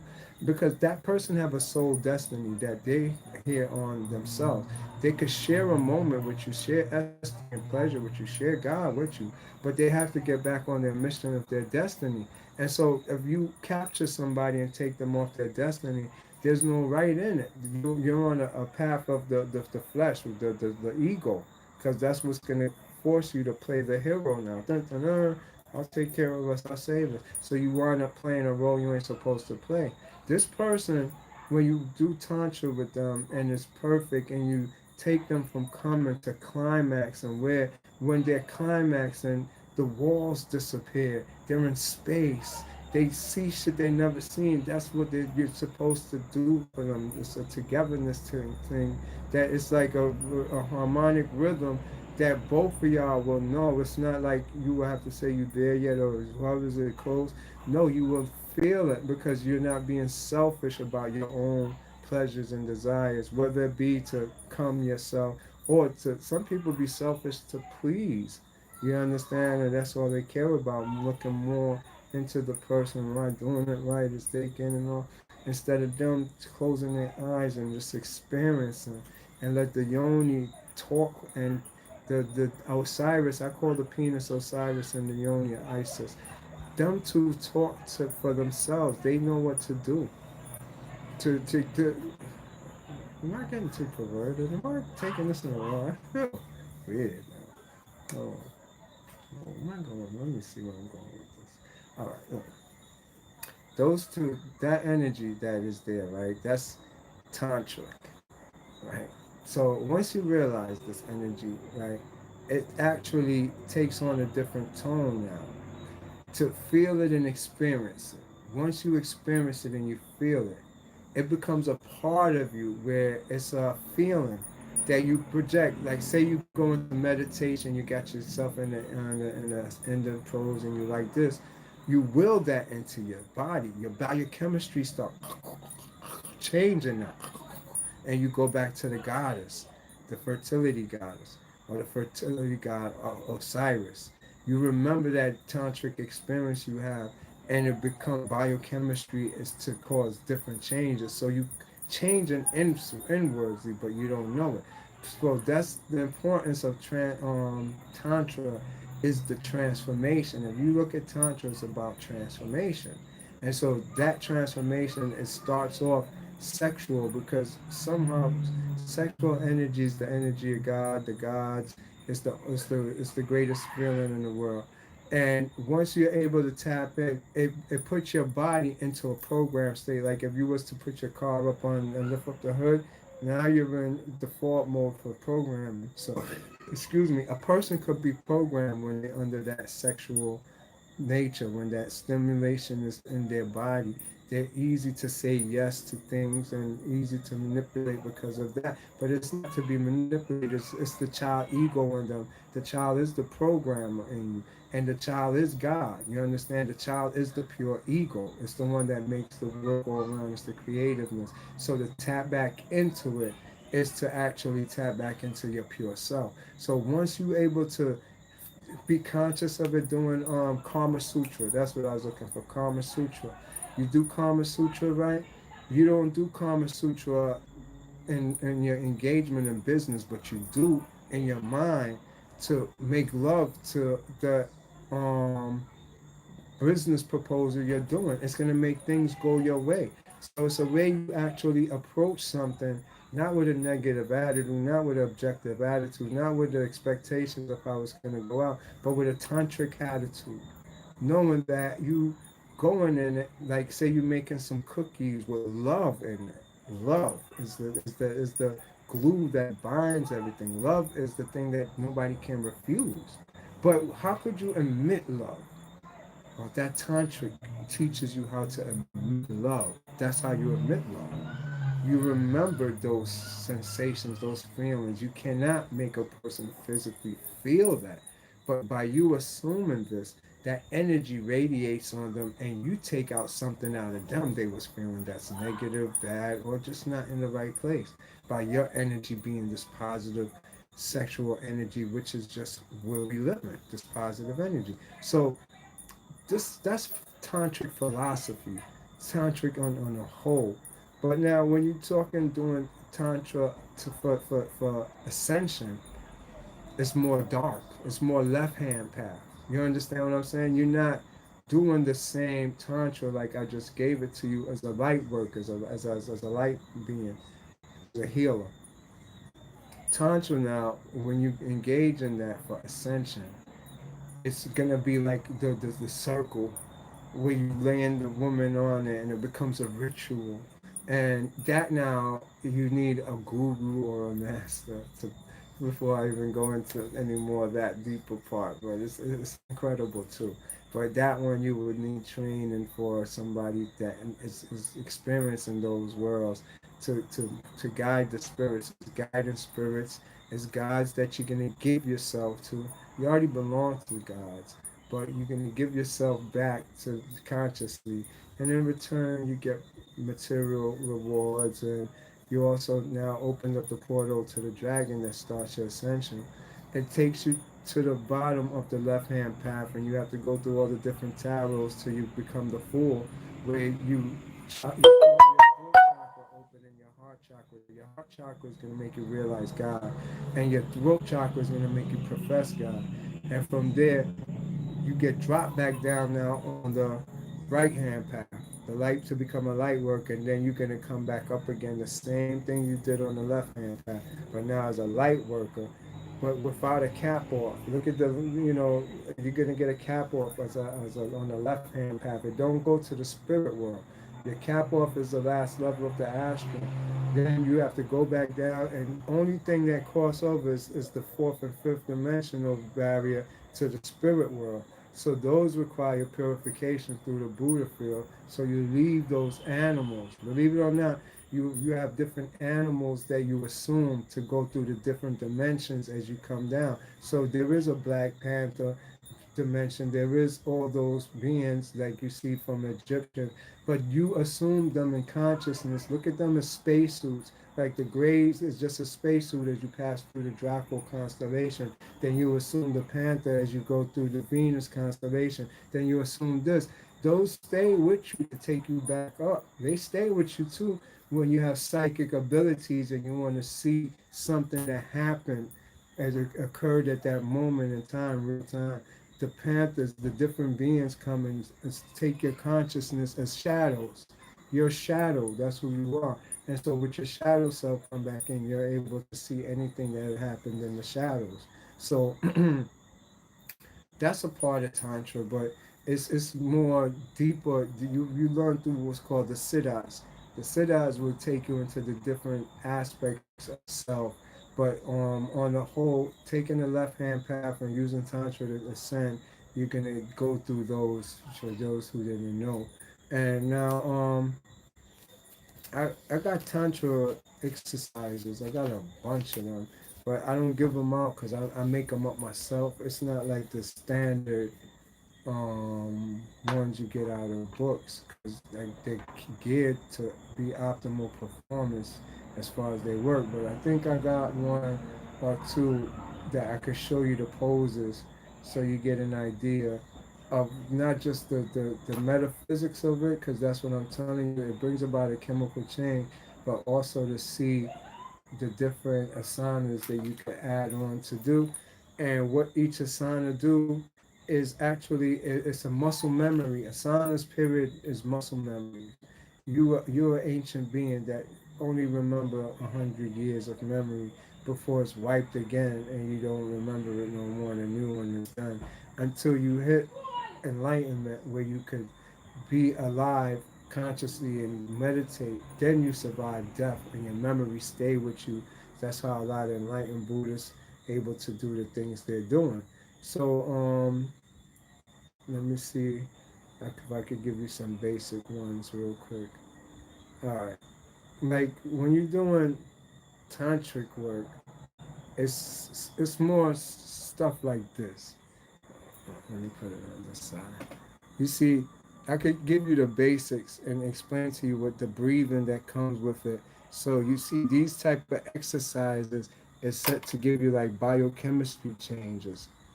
Um, these are set to actually make your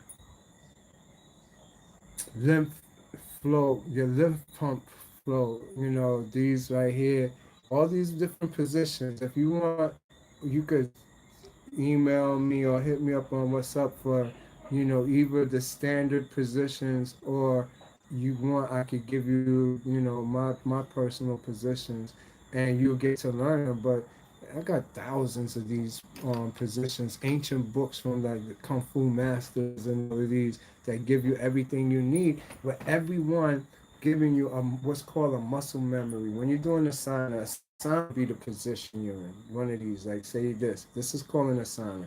What happens is you as a soul, you will remember because what happens, like your flesh, if you look at meat on you, it's thin lines like that. You look at beef, it's thin lines. Those thin lines is as above, so below, is in the water, and like it's here too. This would be like the meat right here. You see the lines going across? We put it this way because I was going like this. So this line is a magnetic field. This magnetic field now could remember what happened every day. So this is a constant recorder. It's always recording everything that's happening. And so with it now, when you go in an asana, you actually remember that position in all your lifetime. It sets a magnetic field. Your eyes will start making these lines like on the TV, the vertical lines. Even if you can't see them, this is what's occurring. And the memories of all the times in that position start coming back into that magnetic field.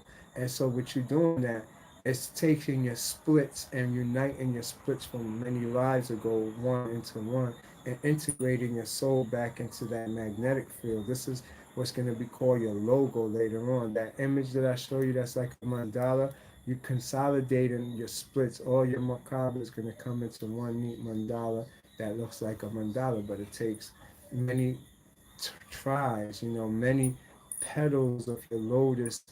It's like every lifetime, I think you only make 8 lotuses or chakras spin from your tree of life, and 8 more reconnects back every life that been here from before. So with those actually help you to spiritually see into other worlds, spiritually connect.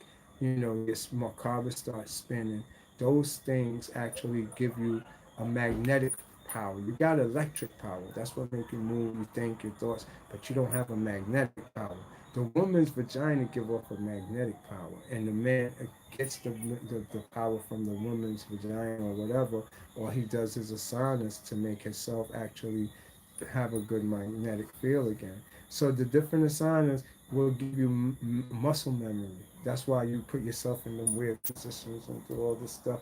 It's a muscle memory thing. It's psychological that makes a psychosomatic drug that actually you remember. Every memory you move up in consciousness, and so that's why you see them do it. They also keep your lymph pump and your cerebral pumps in order. Your Those pumps is more under your armpits. Wherever you got sore places at, those is where you got what calls solar plexus pumps, or cerebral pumps, a lot of people call them, and behind your knees, what I'm saying, the back of your neck, the sore spots are over here. These are all cerebral pumps. These pumps the spirit fluids to your area. So you would do exercises to actually bring those back into existence and to keep them from making you die, keeping them pumping. So basically, that's your basics of Tantra without teaching all the other parts of it. And what's important to know is your love. Tantra is built off of love. If you don't have love for not just your guru, which is your master teacher, but you also have to have love for everything that you're doing. You're doing it now because of love. You don't do something you don't love to do. Because if you love it now, your energy is going to be that magnetic energy compared to, like, if you're doing something because you're forced to do it, there's just be energy there. But when you do it with that love energy, it's like you leave an essence on it that people touching and feel something, or it's something on it that it's of you. And so when you do a tantra, being that you actually connecting, not just in the sense of closing your eyes and you're there with your hands like this, in your mind, your union and yoga and with the universe, you feeling this bliss. That's yeah, like the guy who translated all these tantra books, as a matter of fact, his name is Arthur Avalon. Sir Arthur Avalon. One of the most famous books out of all of them is called Waves of Bliss, and that's because of the simple fact of how it makes you feel. I'll show you like a few of the cover pages, so you get to understand the great liberation, Kundalini, waves of bliss. All of these is telling you the same energy, what it does for you when you actually engage in it, and transformation. So once you get the idea of what these energies can do, that's where you will want to say, okay, I think I'm myself as a regular person, but you're not. You're not a regular person. You just see yourself as a regular person because you're looking at everybody else. You're not seeing yourself. If you was to see yourself, you would know that there's more to you, especially if you do these exercises, these transformations, these different diets, that opens up, not say another universe, these chakras, these things, you seeing things, you feeling these things, your perception is up, your intuition is on point, with you ahead into being what's called an ascended master, where you just close your eyes and it's like you seeing a hologram of a tunnel when you go through it, and everything that's wrong with you is laid out there. Your first job is to fix yourself, and it plays out like in your dreams. Everything is played out as characters and symbols, but it's like you're fixing your pancreas, your liver, your heart, but it might look like you're on a journey to a place or driving down the street, but it's really your light going through your different veins, either unblocking arteries or opening nadis inside your own chakras. So that's really its purpose, with a lifetime of it, and that hopefully at the end of the lifetime you open enough or learned enough to leave your body. You don't die. You come out in your macabre, back in the ethereal macabre that flies around like a little orb, a little light bright all over the place, where it's infinite in there. This is in there. This whole, like I said, you got the 48 constellations in there, so you're not like short for anything in life. You know, I just want you to understand these are proven facts, and being that we've been here 2 hours and 20 minutes with this, and I didn't really plan out the Tantra one. I'm coming back tomorrow to do just Tantra, but I'm a set of books to give you the greatest parts of it that is, I feel, more important to you, which would be how it became the Bible, how it was actually translated into become medicine, as far as our mental, psychological, and different states of being, and also how it became revelation. Like the golden book is what's revelation, which was a tantric book, and then you have the vendettas. The vendettas became most of the gospels. So um, I'm gonna tune in. I'm gonna let y'all get those type of knowledge, because when you get it, it take religion and make it more biophysical than actually thinking you have to be good, spiritual, or anything. When you understand it, it was translated from Sanskrit, and you get the whole system where the Council of Nice took the Sanskrit books and gave it to the best philosophers, the best of them, with Apollonius. Apollonius being the main character that we call Paul today. He's Apollonius that wrote for the Council of Nice as one of their greatest philosophers and writers that captured most of our hearts and attention now. And so once you realize it, the Bible takes on a different meaning to you to do these exercises, do these perceptions, do these DNA activations, and don't look at it in the sense of, oh, the European wrote it and Jesus is white and this and that. It's old 80s and 90s stuff, man. We past that now. We trying to get to the deeper meaning of not just of our purpose, but what's they trying to say? What this mean? And so by us looking beyond the physical, we can see what they're saying spiritually and learn from it spiritually, because everything is from the hand of God. And once you realize, once his hand touches the paper and pen, it's a message in there for you. You understand? So on that note, I didn't do too much reading because I think I pretty much covered what we needed to know. But I'm gonna show you, like, for instance, since I'm going through this. This is the Ovid. This is about this one right here, the Ovid. You see what it's called? The metamorphosis is the magic word. You see that it says the metamorphosis, and next to it, opening the energy gates of your body. You see what it says? The energy gates of your body opening them. And the Ovid is about like Jupiter, Cronus, but it's an actual story about your body. It's not about like you thinking of planets and all that stuff. So you get a great understanding of what's going on.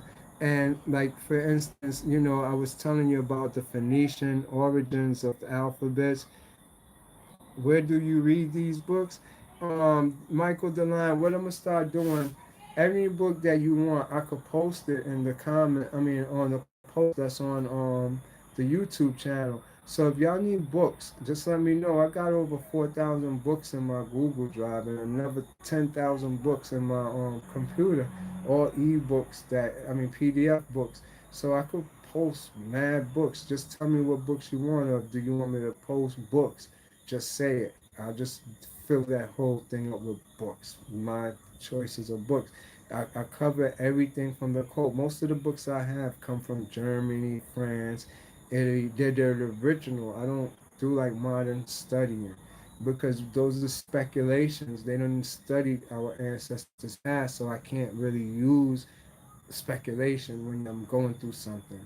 I need answers. And so I found answers in the ancestors' knowledge, but I find question marks and speculations and maybe this in our modern knowledge because nobody's really going through an activation experience yet. Most people are still in their ego trying to individualize themselves and be patriotic in a Western world. When you're from the East, there is no Western world. It's an illusion. So how could you invent something in something that is not real? You know, our ancestors is from the East. You was brought here from the East. There's only people in the East. There's nobody in the West. Whatever comes to the West is an illusion.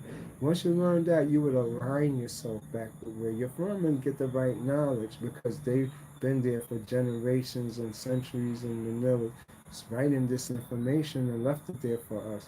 But if we go from 1492 when America opened up, what information you got for me? What knowledge? What experience do you have for me? There is none there. It's just a bunch of speculations. So you will see like on Google, you get one reason for this, or you Google one thing and everybody say the same thing, like they was all programmed to just say that. Nobody share two opinions on the information. So that's when you know it's a script, and it's not good when life is like that. So I want you to understand that. So this I was telling you that you want to learn about it. I'll show you the cover because this holds a lot of implications for us to understand, and that's the Phoenician origin, the Phoenician origins of the Brighton scripts. This is all. L.A. Waddell has a lot of good books. Like he wrote the Edda. He translated the Sumerian tablets, which is all different. This is telling you that what we call African language, French, German, Sanskrit, is one language, Egyptian, Phoenician, one group of letters called the Phoenician letters, and it became English too. And that's Hebrew. And so that's why I tell you that Egyptian writing is Hebrew writing. They took all the writings off the world, including Mayans, the Indians, and gave them Phoenician writing. I'll wait till I go into this. This is gonna be fascinating because you got great people from back in the Egyptian days of Alexander the Great writing on these subject matters that's not no Egyptian information. That's not Coptic or demonic. That's Hebrew. But nobody don't listen to them. You know what I'm saying? Just like if you're a Arab, the outfit you got on that we call Moors. When you see the Moors with them outfit, that's Hebrew. That's not a Moor. All that's Hebrew outfits. The Arabs didn't invent that. Arabs is known for being naked. History tells you they stood naked. They was the ones on the elephants. Cannibal and all them. They didn't look like no Moors, man. Moors didn't even look like that either, man. Those is Hebrews, man. All Hebrew stuff. And we under their culture and we loving it and we mimicking it. But we never covered ourselves. What would we cover ourselves for? Think about it. You know, so that's what I'm gonna be exposing over the next few weeks, months, whatever you want to call it, so that we get to understand it. Um, and there's also Kundalini biology. For you to understand what's going on with yourself, it's important. I want to read a little bit from Kundalini biology, and it gets to tell you a little bit more about what's going on. This is just from the introduction. Listen, Introduction. Throughout this book, the term Kundalini awakening to the power of is used interchangeably with metamorphosis, spiritual alchemy, spiritual acceleration, the inner marriage, the sacred marriage, the passion, and even the great bliss. The energy of Kundalini could. You hear all the words. I just had to stop there. You hear all the words they're using: the marriage, the sacred marriage, the great bliss. It's for real. There is a God, and there is a God energy that give you a great bliss. Kundalini is the key to it, and so in this little introduction part I'm playing, it's gonna let you know that in the Western world we don't know about it. We're ignorant to it. But the medical people know about it, but they're deeming people crazy on purpose so they can make money off of it. So she wrote a great book. Can you post that PDF? Which one? The Kundalini biology ether? That's the one you're talking about?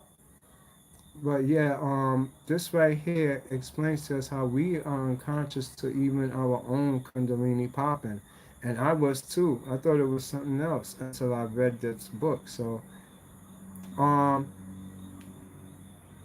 hold on, let me look at it real quick. You want to know by who? It's by Jana Dixon, Janadixon. After this is over, I'm gonna post the book for you. As a matter of fact, I could post it in a few if you want, but you could look it up. It's called Biology of Kundalini by Jana Janadixon. For those who want to actually purchase the actual book, and it's a very good book. She tell her story, plus she give you all the affects everything you're gonna go through. Yo, Sandra, you need this book because I know you're going through a Kundalini activation now. I sense it so strongly, it's incredible. But you know, you're gonna do it. Read this book, it'll help you a lot. It'll help you. And I could just sense it by your voice, how you sound. Here, listen real quick. Introduction. Throughout this book, the term Kundalini awakening to the power of is used interchangeably with metamorphosis, spiritual alchemy, spiritual acceleration, the inner marriage, the sacred marriage, the passion, and even the great bliss. The energy of Kundalini could be variously called prana, chi, mana, star fire. Also around the world, it is referred to as ka, ichor, ina, sila, manituwak, alabamer, ki, tau, ki, ether, archeus, etheric energy, vital life essence, vital energy or life force, and quintessence. Baron Karl von Reichenbach. Hey, you hear all the names? Everything is under Kundalini. That's why I be trying to tell y'all Kundalini. Whoop, caught a lie. Oh, what's up, Latoya? Welcome. Yeah, but you see, Kundalini is way bigger. Yo, if we was to get the book on Kundalini, it will take up about your closet. This is, I'm saying, from the Sanskrits and the Indians' documentation of studying Kundalini, how deep it goes. It's psychology, it's biophysiology, it's real. And as it's indigenous to indigenous people, to everybody. I'm not even leaving out nobody because Europeans mastered it. It was one like, ha ha ha ha ha. We got the philosopher's stone. Ha ha, we found our soul. Ha ha. Yes, you fools.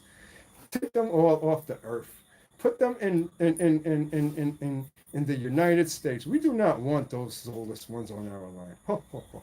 So that's what happened. They found everything out when they went to Egypt, brought it back in the medieval days. Your Beacon, your Shakespeare, your Aristotle, all of them. That's all they did, and then they just kicked everybody out their country and made it the slave place in the United States, the District of Columbia. That's what it's called. It's a corporation for England. You understand? Everywhere is. If you got independence, England tricked you. The independence is the greatest scam in the world. First, they'll take your family and everybody, have sex with them, and make up a new you, clone you. You first clone one. And then after they clone you, they clean up your land, fix everything up, give you water, infrastructure, and then they put a adversary in there. They give the same people that is running the government a rebellion, and then make them owe them because they're gonna fund the fight both sides. Then when the rebellion is over, they're gonna ask for their money back. Nobody can't pay them, and then they say, "Look, get independent now. Y'all was on your own." And so independence make it now.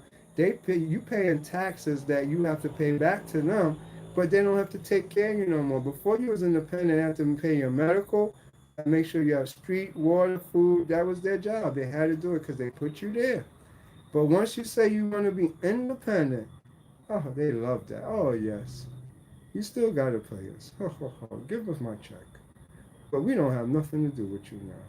And that's what they did to every country. When they tell you independent, you say, no, no, no, no independence. You take care of the bills here. I'm not taking care of this. You put me here, you're supposed to take care. So independence became the biggest scam in the world, and people still fighting for their independence like an idiot, not knowing they didn't develop the land. You didn't make the infrastructure. What do you mean you're independent now? How are you gonna survive?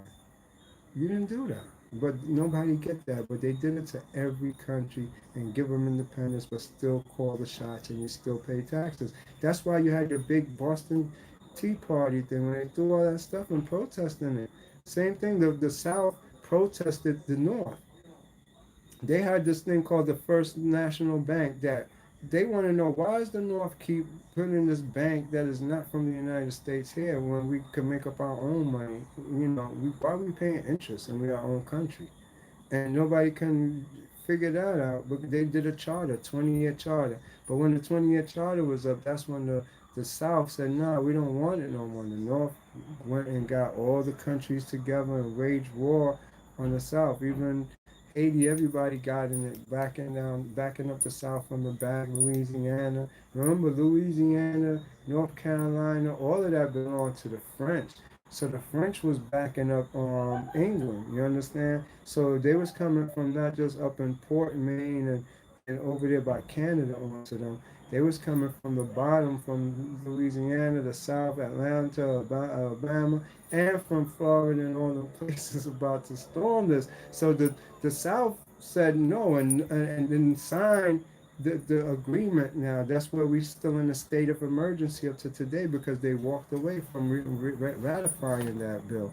And so being that it never ratified, the Federal Reserve always is in a position to make us our money because we're not a full state. We're not a full state. We're still a funny republic. So we don't have no control above our money. We can't make no money. We have to live off interest money even though we're a whole country. So that's the scam that they ran on us and is running on us today. But back to this Kundalini. Let me play this so I can finish this off. Called the Odic Listen. Force, Odd, Paracelsus, Archaius, Wilhelm Reich, Orgone, Ken Wilber, Spiritual Eros, Henri Bergson Elan Vital, Teilhard de Chardin, Radial Energy, and Freud. Libido, and it is also synonymous with Sheldrake's morphogenetic fields, whether it be from a spontaneous awakening.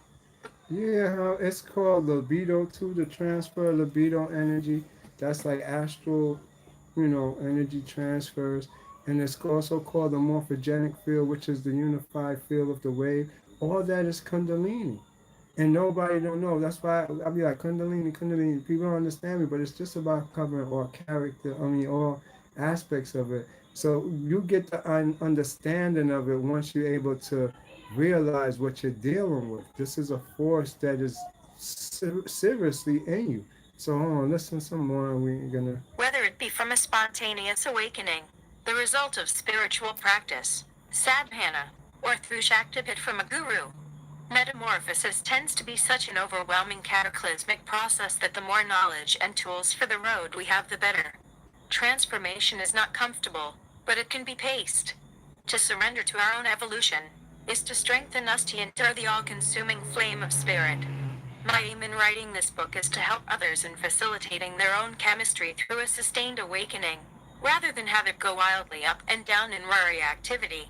For in my experience, after a full-on 6-month Kundalini peak, it takes about 5 years to recover. But the more we know about the neurological activity of Kundalini, the higher the potential spiritual gains and the faster the recovery. One can see in each of us going through this phenomena that it is transpersonal, archetypal, and transanthropomorphic. Though in its insidious omnipresence it is intensely personal and specific, especially crafted to our own unique needs and condition, for it is a consummate perfect storm of the self. Kundalini works with whatever we have built ourselves to be, whatever our incrustations and blocks. The fire in perfect equanimity uses everything good and bad to fuel the flame of consciousness. You can look at Kundalini through quantum, subatomic, atomic, molecular, cellular, organism, physical, emotional, mental, spiritual, mystical, mythic, sociological and species evolutionary lens to the power of, for it encompasses all of these. Just because our reality has a material component, however, is not to dismiss the sublime beauty and significance of our subjective experience of the divine. Kundalini is very specific and unique chemistry that uses every facet of our biology and affects our entire being. To me, Kundalini is a friend, a lover, a guide, a teacher, a taskmaster, a spirit, and the presence of the Holy Ghost. As I became familiar with Kundalini, I noticed that any genuine insight or creative urge simultaneous arises on a flux of Kundalini. Thus, I really have to say that Kundalini is none other than spirit itself, manifesting on every level. In fact, any meaningful psychic, relational, mental, or spiritual event is simultaneous with a flux in Kundalini. The fire of transmutation feels like desire. It feels like passion, the ultimate passion. So we have to distinguish between life-destructive desires that reduce the fire of transmutation and the great passion itself. The paradoxes involved with. Okay. Now on this note, I want to stop right there because when we talking transmutation, you see now why the Bible stories is about Kundalini. Everything is about Kundalini. Even a lot of movies we see on Netflix is about Kundalini. And as we go on, all y'all Kundalini is gonna activate. Trust me. You know, this is once you become aware of this information and aware of this, it actually causes a biochemistry change within yourself, an awareness within your genetics that brings it about. So the evening is good. Hi everyone. All right, Keith Benson. Yes. So once you realize this now, when we narrowing down things, because we don't waste energy in 2020 now. And this is what we're just about in 2020. We narrow it down. And I'm narrowing it down for you to help you instead of you studying all these other philosophies, other things. I'm giving you magic without I ain't giving you no circles, no wands, no nothing. Just giving you the straight up nuts. Yes, Latara, Kelly, Cal, that's right. We represent that. And so when you learn it straight up, just like now, I'm giving you the whole religion in its purest form, which is going to be the Sanskrit, what we're going to learn. Tantra. You're going to learn it through Tantra and the Vedas and the Vendettas, which is where we're headed. But we're not studying it in the mythology way either. We're studying it for powers and strength through Kundalini, through asanas, through doing the ascension thing. That way you become this apotheosis, you do the transformation. And believe it or not, as you read all the different terms for Kundalini, it's going to fall into many categories that you might not see as Kundalini, but it's going to eventually do it. Because if we discuss the morphogenic field, which is eugenics, we're still discussing Kundalini. So be prepared whenever direction we take this in, it's still going to go to a biochemistry and for you to understand the full effect of this biochemistry. Take away the biochemistry part, and you only got atoms and cells left. It didn't manifest into the different mathematical equation that makes up skin, limbs. You're still the same person, so you just don't have the God now to deal with. You don't have the devil to deal with. You don't have these. When you're in atoms, what are you going to talk about? What philosophy are you going to use then? So this is what I'm trying to tell you. There's a part of you that when it grows into a physical body, yes, those laws fall under it psychologically. But when you dissolve or become back into dissolution, you're still there. You're just cells now and atoms. You don't. Those philosophies don't apply to you no more. So we're gonna take it to that level so that you could understand when you're in a physical form, certain things apply to you to a certain level. Then, when you become subatomic and particles, you are on the new laws, and those is where you want to head because you're not going to stay physical to see how you're seeing it, but you still exist and you don't die as an immortal. That you will have to see things the right way. All right, so on that note, then I'm gonna end it off for now, and then we're gonna pick this up tomorrow with the subject gonna be Tantra. I'm gonna organize everything to bring Tantra 360 to the Kabbalah, to the Tree of Life, and I'll even have some asanas to do for y'all that will help y'all to activate your own Kundalini.